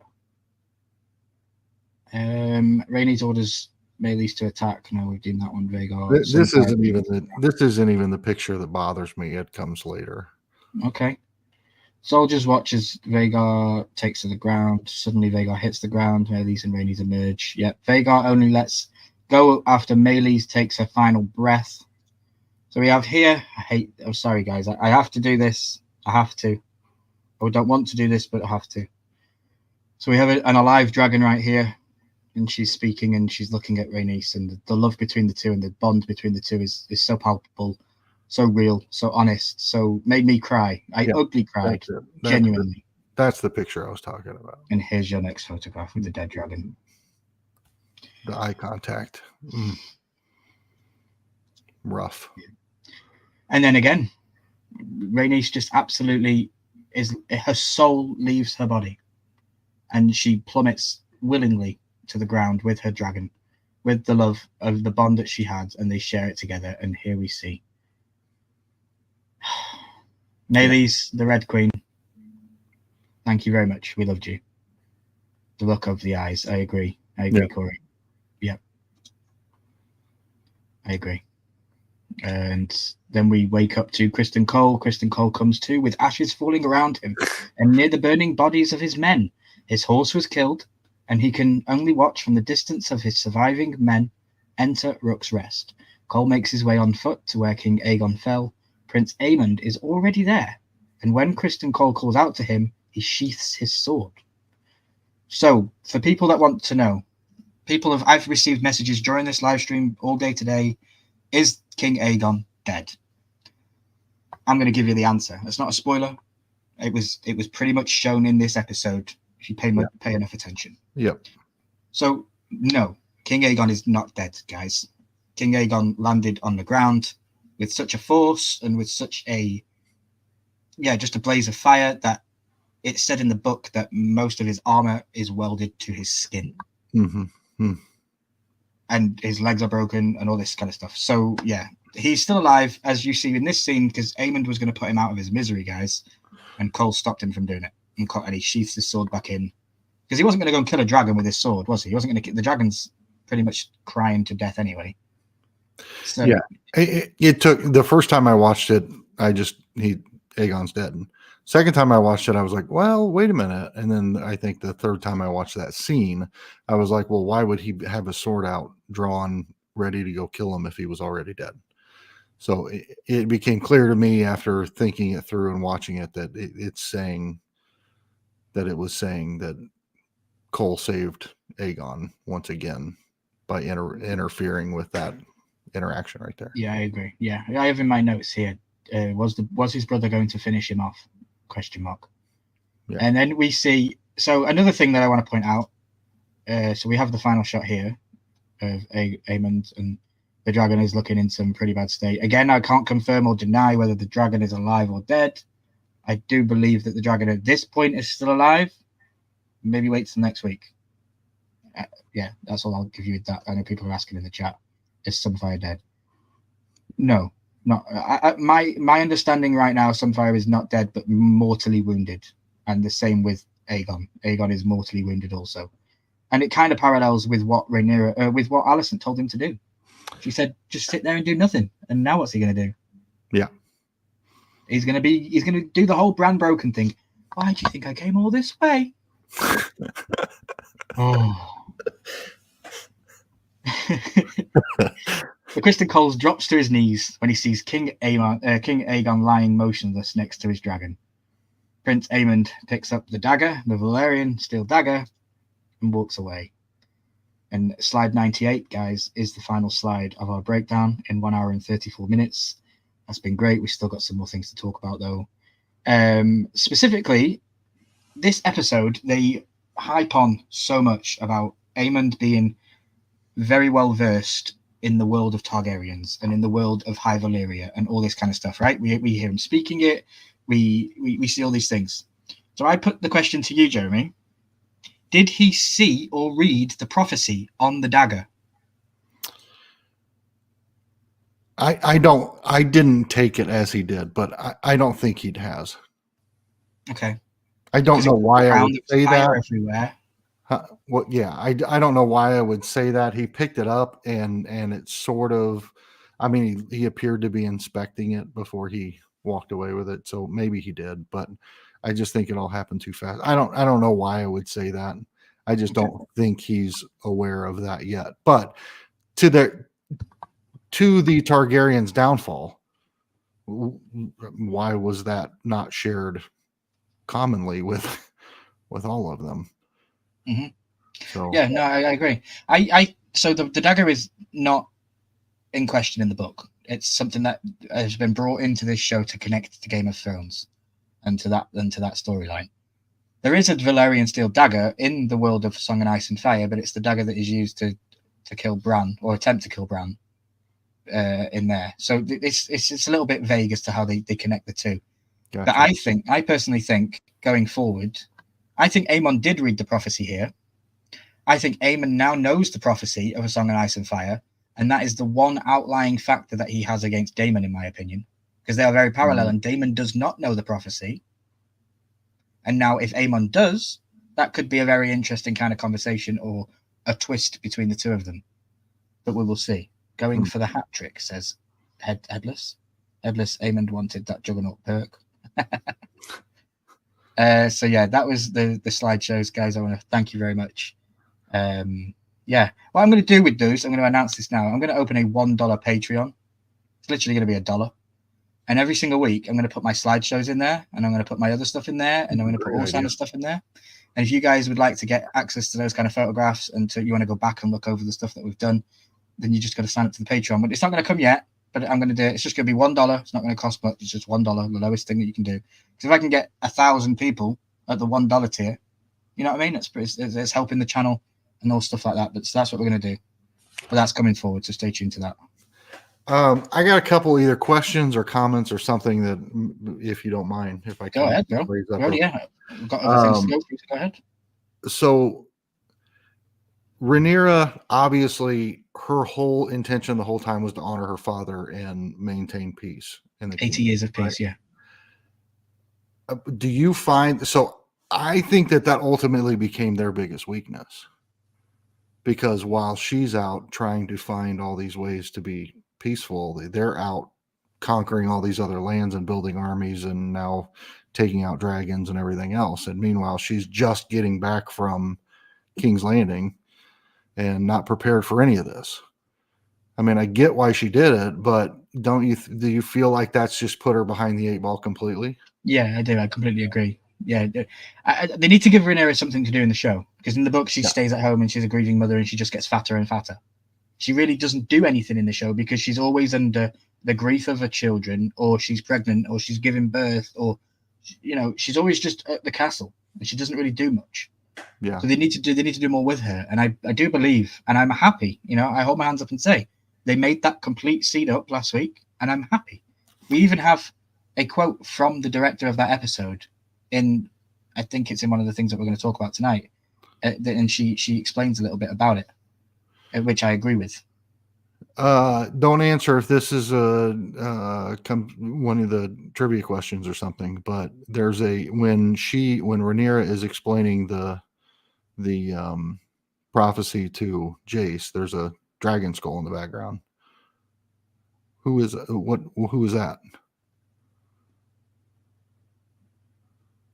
Meraxes. I was just curious, because I was trying to figure out. I was trying to think of what dragon that would be, but that would the dragon that was shot down in Dawn with a bolt. Okay. Who was Rhaenys? Who was the original Rhaenys dragon? Meraxes. Okay. Rhaegar, Meraxes, and okay. I'm confused with something there, but Balerion. No, it wasn't Balerion. Okay. No, Balerion. It wasn't Balerion. That's Viserys' dragon, right? Yeah. Yeah. That's the one that's in the crypts in King's Landing. Yeah. in Game of Thrones. Yeah, it wasn't Balerion. It was another dragon head. That's correct. So the only other I think thing is it's I want to point this out because Mitchie pointed it out to me and I thought it was brilliant. And I don't know how she picks these things out, but she's amazing. In that scene with the black goat, Yeah. that symbolizes, you know, the black goat could easily symbolize, you know, the occult, which would be the witch being Alice Rivers in all of that storyline. But at the same time, Mitchie just like instantly, she was like, there's 7 pieces of wood in that picture, and picked out, and I had to freeze frame it and stop it and relook at it. There are 7 pieces of lumber in that scene that could theoretically represent the 7 houses, the 7 kingdoms, and then the goat just being the ascension of evil down upon them with everything that's going on. Just the idea that she caught that in a moment. Hey, there's 7 pieces of wood there. That's amazing. That screen flashed by so fast. I was like, there's no way you know that. I mean, I called her out. I saw the goat and I assumed it was mind games with Alice Rivers. Yeah, I've left certain things out, guys. You might think, well, did I get shortchanged with Milky this week? No. I've left certain things out with Alice Rivers by design because I know who she is. I know what she does. I know who she's connected to within the current story. And I don't want to spoil it for you guys. I don't want to tell you that because they might not do that. They might do something else. And yeah, so just know that she is connected. She is connected with, you know, Harrenhal. She says in the episode, there is no Maester. The Maester couldn't settle here. Did the Maester just walk away? Or did she kill the Maester? Right. Yeah. All right, that's all I got. Those are the questions those were the things on my notes that I was curious. Headless says Lady Stoneheart just got mad at him for ordering another beer. Bro. So guys, we have this thing here, right? This is from the fantastic people over at Westeroses on Instagram. They are linked at the end of this, and if you guys would like to go over and give them a follow on Instagram afterwards, yeah, we can do that. But it just saved me time grabbing this and sharing it on the stream. This is how the book goes with the Dance of the Dragon. I'll just read it to you guys. Meleys roared, smoke swirled from her nostrils, a stallion kicking in her jaws, and tongues of fire engulfed him. Then came an answering roar. 2 more winged shapes appeared. The king astrode Sunfire the Golden and his brother Aemond upon Vhagar. Criston Cole had sprung his trap, and Rhaenys had come snatching at the bait. Now the teeth closed around her. Prince Rhaenys made no attempt to flee. With a glad cry and a crack of her whip, there you go, Headless, not a purple whip, just a proper whip, she turned Meleys forward toward the foe. Against Vhagar alone, she might have had some chance, but against Vhagar and Sunfire together, doom was certain. So remember, guys, in the book, they work together as brothers at Rook's Rest, and it's not about how they do it in the show with the brother sibling rivalry. The dragons met violently 1,000 feet above the field of battle, as balls of fire burst and blossomed, so bright that men swore later that the sky was full of suns. The crimson jaws of Meleys closed around Sunfire's golden neck for a moment, till Vhagar fell upon them from above. All 3 beasts went spinning towards the ground. They struck the ground so hard that stones fell from the battlement of Rook's Rest, half a league away. Jeez. The closest to the dragons did not live to tell this tale. Those farther off could not see for the flames and smoke. It was hours before the fires gutted out. But from those ashes, only Vhagar rose unharmed. Meleys was dead, broken by the fall and ripped to pieces upon the ground. And Sunfire, that splendid golden beast, had 1 wing half torn from his body, whilst his royal rider had suffered broken ribs, a broken hip, and burns that covered half his body. His left arm was the worst. The dragon flame had burned so hot that the king's armor had melted into his flesh. A body, believed to be Rhaenys Targaryen, was later found beside the carcass of her dragon, but it was so blackened that no one could be sure if it was her. Beloved daughter of Lady Joyce Baratheon and Prince Aemon Targaryen, faithful wife to Lord Corlys Velaryon, mother and grandmother, the queen who never was, who lived fearlessly and died amongst blood and fire. She was 55 years old. And that was straight from the book, George R. R. Martin, Fire and Blood. These are Westeroses on Instagram. Please check them out. Please go give them a like. They've got like 5,000 more followers than me, so I'm sure they could do with a couple more. You know, everybody does. But that's Westerosi's. It was horrible to read that, but I just wanted to share with you guys a little bit of a difference from the book to the show. So in the show, they kind of show Sunfire and Meleys fighting it off, and Aegon then joins and he's like, okay, I'll get involved. Whereas in the book, they're fighting together and Rhaegar just comes down from the top. And kind of answers the question. So Aegon's alive and Sunfire's a lizard now. Yeah. Love that. Love that. We have a little game to play. There's only 4 questions in the game because it's for episode 4. Next week we'll have more. But yeah, guys, play along in the chat. Obviously, you can't literally click the screen. But what does Aegon name Larys Strong? What does Aegon name Larys Strong? Or what name does he give him? Is it Coin of Master, Coin of Maesters, Coin of Whisperers, or Master of Laws? Put A, B, C, D in the chat. Let me know. Jeremy, what do you think? I agree with the chat. C. Okay. Yeah, it is C. It is correct. Master of Whispers is the correct one. What dragon does Baelor ride? Sunfire, Vermax, Moondancer, or Dreamfire?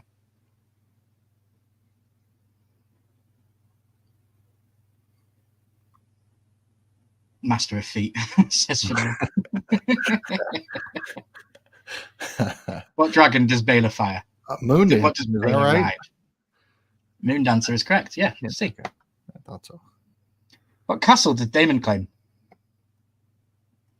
The scary one. Wait for you guys to let me know in the chat. And I want to thank Corey and everyone else like Fidel and people like that I reached out to give me the idea to put a little game at the end. It's really cool, and it slows it down a little bit at the end. It's not so heartfelt and not so horrible to remember the dead dragons. Harrenhal, says Corey and Fidel and Francis. Well done, guys. Haunted Hall, close enough. Yeah. Yeah, Harrenhal was the right one. The cursed Harrenhal. Gwaine Hightower is Alicent's what? Gwaine Hightower is Alicent's what? Side piece, cousin, could brother. Be. in this House of the Dragon Game of Thrones, it could be all the above. Brother from Corey, brother from Fidel. Guys, you're well done. You're all listening. You're all paying attention. It is brother. I think that's it with the 4 questions. Yeah, it is. So, guys, I'm going to share these pictures now going forward. Today, I got some messages from Tell and Joe. You all know them. You all love them. They've been on the channel before. Today, they're in London. They were at the world premiere, or it might have been the London premiere of the new Twisters movie. And nice. They also, whilst they were there, they went and did some walking around the town, should you say. And a certain actor, a certain king in the north, is doing a play in London right now. And they met him. And they sent me the images this evening. And they allowed me to share them on stream with you guys. Just look at this. I'm so jealous. Yeah. There's Tell and Kit Harington, and there's Joe and Kit Harington. Jon Snow himself. I replied, it's funny how our king is down south when he should be the king in the north, up here, and I'm up here doing the God's duty of doing these bloody slideshows. You're down there celebrating with our king. That's so good. There you go. I love that comment. The real Aegon. Well done. Yep. I love it. Yep. It started with an Aegon and it ended with an Aegon. That was a good thing that Jeremy came with on episode 2 of the breakdown. Yeah, they're the photos. Guys, I want to shout out this channel, Lay the Great TV. They have 51 subscribers on YouTube. I found them last week whilst just listening to YouTube videos. They have a video out that I would love people to go watch, and I am going to link it in the chat in a minute. But it's called Meet the Hightowers, Family Dysfunction, Hot D episode 2 review. 33-minute long, and for a channel with 50 subscribers, and to have a video like this blow up to nearly 400 views, it's pretty good. Yeah. So yeah, I would like people to go over and check them out. Let me put this in the chat, the link. Meet the Height. That's so like a late 80s, early 90s kind of TV show screenshot there, like the Real Housewives of the Hightowers. No, don't have it, so just give me a second to get the link, guys.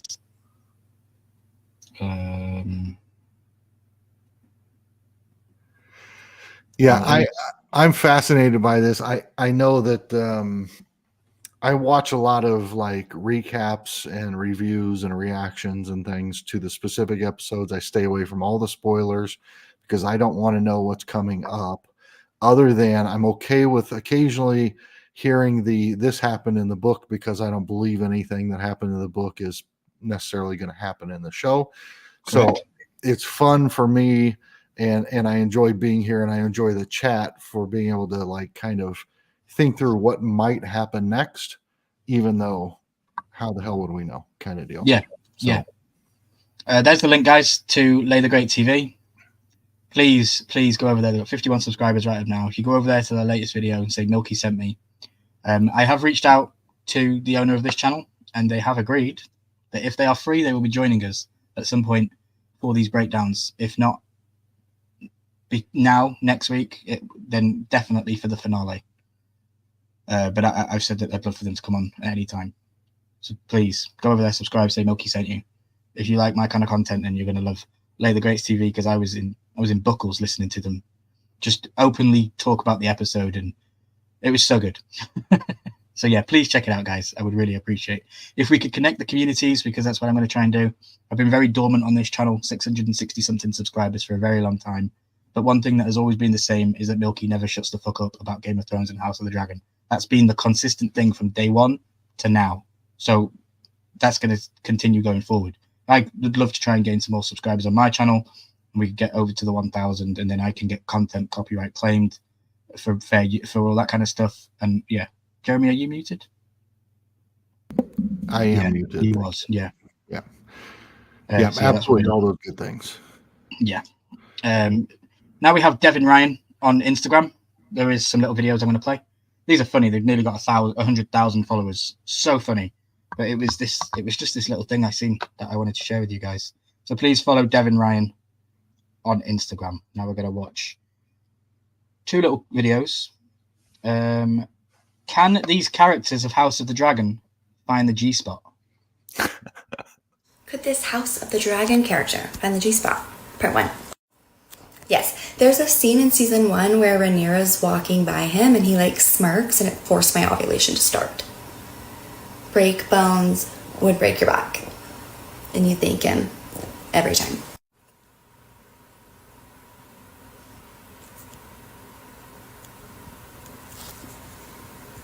Now, I can't speak for everyone, but to my knowledge, no one has a G-spot in their foot. So I'm gonna go with no. Also, there's something about his face that makes me feel like he smells like a warm turtle tank. Duh. Number 1, look at him. Number 2, his wife would tolerate nothing less. Number 3, I just don't feel like being with him would be a hardship. Oh my god. A warm oh god. Hey guys, that's not it, because there's a part 2 and we've got it. Can this House of the Dragon character find the G-spot? Part 2. No. And I don't think he's smart enough to come up with this completely on his own, but I could see him having his people invent roofies. So I'm gonna go with no. Oh yeah. Like father, like son. You know, we love those sailors who navigate through the rough waters after they flood the bottom of your vessel. Hold their breath for a long time, you know what I mean? Hard yeah. I want it to be a no, but it is a yes. He's like that guy from your hometown who's like now in his 30s, but he still only dates girls from like the newest graduating class. And he's always telling them how mature they are after they meet at a party. And he's like, yeah, I'm an entrepreneur, but really he's just like is the assistant manager of a GNC. And then you guys end up hooking up and it really is good. So then you go back and he's like love bombing you and being like kind of cuckoo, and everyone's like, girlfriend, no. But you're like, you're like dickmatized, even though you know it's bad, and he's bad, and he's a loser. That's him. I just wanted to come back to this one real quick, and for all of us to just like take a second and just like think about it. Okay. Guys, please go follow Devin Ryan over on Instagram. Hilarious videos, and I'm sure they're going to continue. And if you've got Ryan, she nailed Cole. Yeah, she did nail Cole. Oh, loved it. Well, guys, we've only got one more segment to go, and we're probably going to get out of here in the next 10 to 15 minutes. But we do have, and I don't have a jingle for it yet, meme of the week. I'm trying to look for a cameo. I want to get a Game of Thrones or House of the Dragon actor on Cameo to send me a video going, "It's Milky's meme of the week," and then we can play it every week, which will be funny. But yeah, we'll get there. Meme of the week. Let's make the twin impersonate the other twin and kill Rhaenyra, says Cole. Let's send a pair of idiots to assassinate Aemon Targaryen, says Damon. Let's sneak into King's Landing alone and have a chat with our enemy. Three dumb things that were brought up in the last couple of weeks. Insane. I want to thank everybody for sending me these memes. I couldn't do it without you guys. You find them all week and send them to me. I love that Fidel is always tagging me in these stuff. Jeremy, you even sent me some this week, so thank you. Oh my God. There's Damon. Aemond, sorry. There's Aemond. Naked in the brothel scene. Great, loved it. On the left here, we have some AI art of what would be King Aegon Targaryen the Conqueror and his two sisters. And I can see why he made them his wives. I think I would do the same. They're both absolutely gorgeous.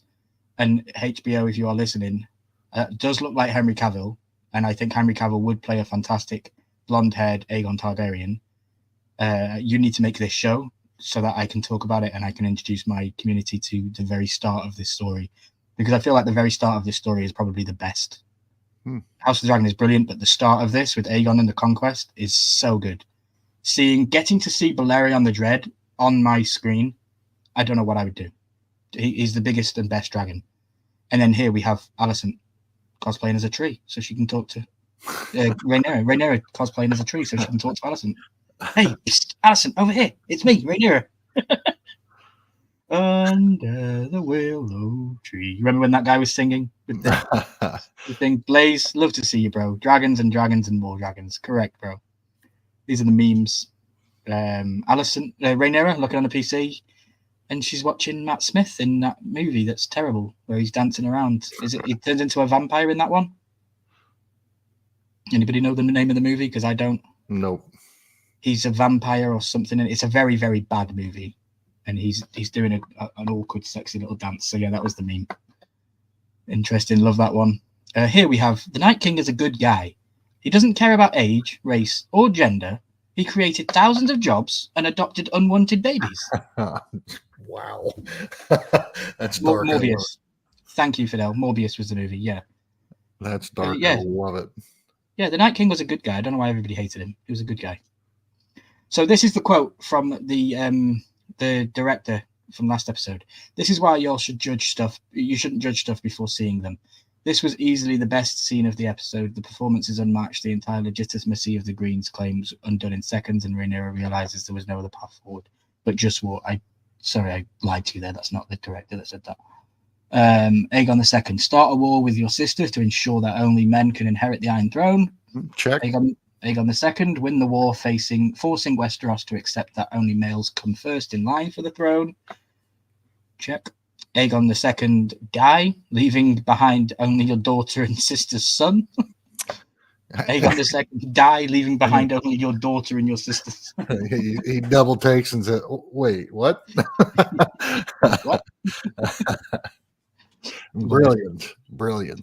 Oh yeah, Blaze, you did get it wrong. You said Twilight. Yeah, I ignored that because I'm a massive Twilight fan and I don't like people talking bad about it. Although that was a dream at the end. That was a terrible ending. Here. That's fantastic. He built his castle and it got knocked down. Here, I want to play a little game with you, Jeremy. So you are the new king of the Seven Kingdoms. Choose wisely. You can only choose one hand, one king's guard, one wife or queen, and one heir to the throne. Guys in the chat, please play along. I would love to know what you think. While you're thinking about this, Jeremy, my hand would be Ned Stark. My king's guard would be Sir Barristan Selmy. My heir to the throne would be Aemon Targaryen. And my wife would be Sansa Stark. No, of course it's not going to be fucking Right. Sansa Stark. You think Sure. I'm stupid? It's Marjorie Tyrell. It's Marjorie Tyrell. Oh, she was a beaut. I wanted her to sin so much so we could see her do her Walk of Atonement, and we never got to see it. I know she refused to do a naked sex scene, but hey, Marjorie Tyrell would be mine, or Helena, because I think that she's misunderstood, and she would be a really cool woman to talk to. And Mitchie would always come round for tea. She'd want to be talking to Helena. She'd always be round. Right. I would have to agree on the hand as Ned Stark, although I did have to think about Tyrion Lannister for a minute, but definitely Kingsguard. I'm Greg. Who's Gregor? Is that the mountain? Yeah. Yeah. I think I'd go that way. And then Aemon for heir to the throne, and out of those four anyway. And then I think I'd have to go with Helena. Okay, Helena. Yeah. I mean, like you said, interesting conversation. Actually, I'd probably say Marjorie, but she was kind of wicked. So I'm going to go with Helena because Mitchie would probably allow that sister wifehood with Helena. That's a very good answer. Yeah. And the correct one. Yeah. Blaze goes, I think Milky got no sleep thinking about his lineup. It's a strong lineup, but I'd like to see some other options in there, like especially an heir to the throne. I mean, you throw Jon Snow in there, or of course that's not House. Well, no, I guess it includes both. So I don't know. I was always a big fan. Next week we'll have a different lineup. Yeah, I was a big fan of Marjorie, as wicked as she was. I thought she was pretty cute. Ned Stark is Iron Man's second cousin, removed twice. Yeah. What was the word? You want Terry as your king? No. See, this is where everybody gets it wrong. Headless Ned Stark is not Ned Stark. He thinks he is, but he's not. He's a Star Wars fan and a Game of Thrones fan, but he's a Star Wars fan.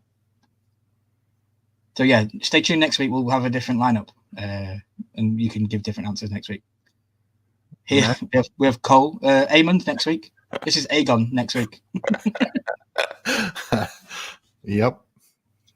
Aegon next week. Voting for president in America be like, geez, what? Facts. Oh, wow.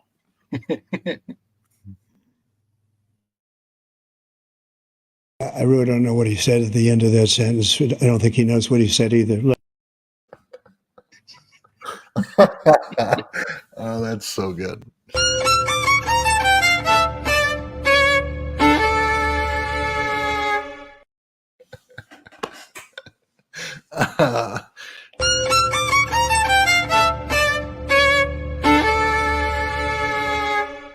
It's so spot on. It is. It's really spot on. It's so good. Dead, says Fidel. No way, says Francis. Here we have riders and their dragons. So Daemon and Caraxes, Rhaenys and Meleys, Rhaenyra and Syrax, and Alicent and Kristen Cole. Ride that boy. Alicent giving walking abilities was truly unexpected. Yeah, with her eyes in her head. And then yeah, guys, my name is Ryan Milky. This has been House of the Dragon episode 4 breakdown. You can follow me on Instagram, Twitter, YouTube, Twitch, coming soon to Patreon. Yeah, I've been joined tonight by Jeremy and all of you amazing, wonderful people in the chat tonight. Thank you very much. We've gone through 3 different slideshows. We've spoken about nearly 200 different slides. Please hit that like button down below if you enjoyed this kind of content. It took me a long time to do it, but I wouldn't have it any other way. I absolutely love doing it every single week. I just pray that HBO notice what I'm doing and maybe they give me the episodes a little bit earlier next season, because I know that some of the creators out here already in the YouTube space do have the episodes early, because as soon as the episode finishes, they're dropping 40-minute detailed breakdown Easter egg reviews. Here's 76 Easter eggs you missed in the episode. And there is not enough time in the world for them to make those videos and get them out the way they do. So all I ask is that you like this video and you share it out to somebody. It costs you nothing, but it means the most to me. And right now it's more important that I say that, because I have got access to some images that have been given to me by HBO. Like I sent some emails out, and I was thankfully given some information. I don't want to go too much into detail, but yeah, I do have some of the images that you've seen tonight and last week were actually provided to us by HBO. So please hit that like button and let them know that you enjoy this show, because that's just one small step to getting an episode a little bit earlier, or to get invited to a world premiere, or to do these kind of things, because I'm on that list. So yeah, and that's all down to you guys, because there's been more than 7. I've seen 12 people in here all night, 8 people, 9 people. And guys, it's amazing. You guys are in here each and every week, and so thank you for all that. One of the most underrated things that you could possibly do, one of the most what would weigh the most, is to copy the link of this video or one of the other 3 from the previous episodes and share them in one of your other social medias. Put that out there, share that with other people, that we can bring a bigger community in for this guy over here. Yeah, thanks. Who takes all this time and puts all this work into these videos. It's great and it's an honor to be here. So thank you. Thank you. Yeah, I really appreciate you. And I'm so close to that glory number of 1,000. It only takes like one live stream to pop off, or one video to pop off, and I'll get that influx of people coming in. Yep. And I'm not going to forget about you guys, because you were here when I was doing this stuff for free. And I'm still going to be doing it for free, because you get paid 20 cents every week. So it's not a lot on YouTube, but it's, it's to be able to get the name out, because once you get to 1,000, YouTube then start pushing you out to more people, and we can start building a bigger community and doing all that kind of stuff. But as you know, never going to stop talking about Game of Thrones, House of the Dragon. We've got a new show coming up with the Hedge Knight, the Seven Kingdoms, that's going to connect some of the time between the end of House of the Dragon and the start of Game of Thrones. We've got theories and talks of maybe Aegon and the Conquest being turned into a television adaptation. So it's never going to go anywhere. It's always going to be here, and I'm always going to be talking about it, whether I've got 600 subscribers, 6 subscribers, or 6,000 subscribers. I'm going to be here, and I'm going to be paying attention to all of you guys in chat. Again, thank you very much. Jeremy, thank you for joining me. I really, really appreciate it. And I don't think I have any more meme stuff to play.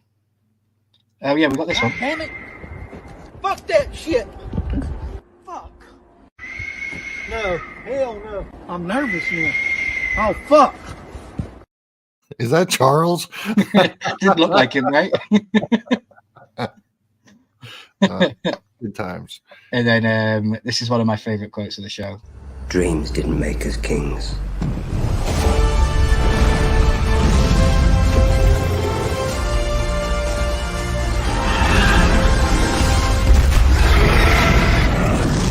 Dragons did.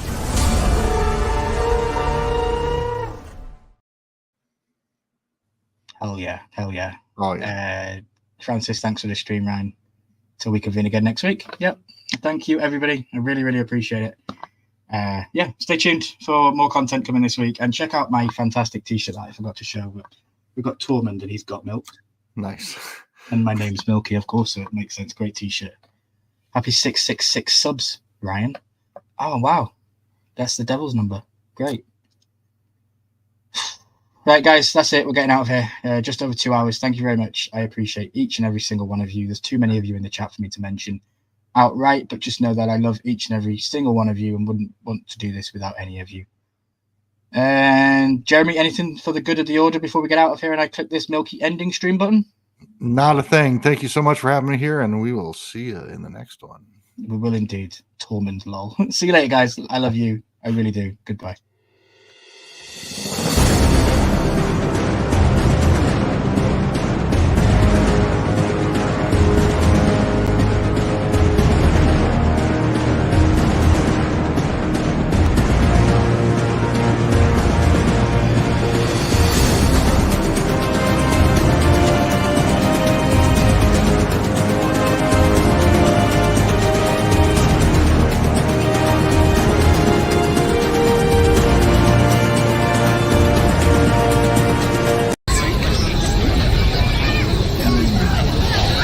Perhaps Prince Daemon would care for a tour of the gallery. He hasn't yet seen the new tapestries gifted to you by Norbus and Quahor. Would you like to see the tapestry?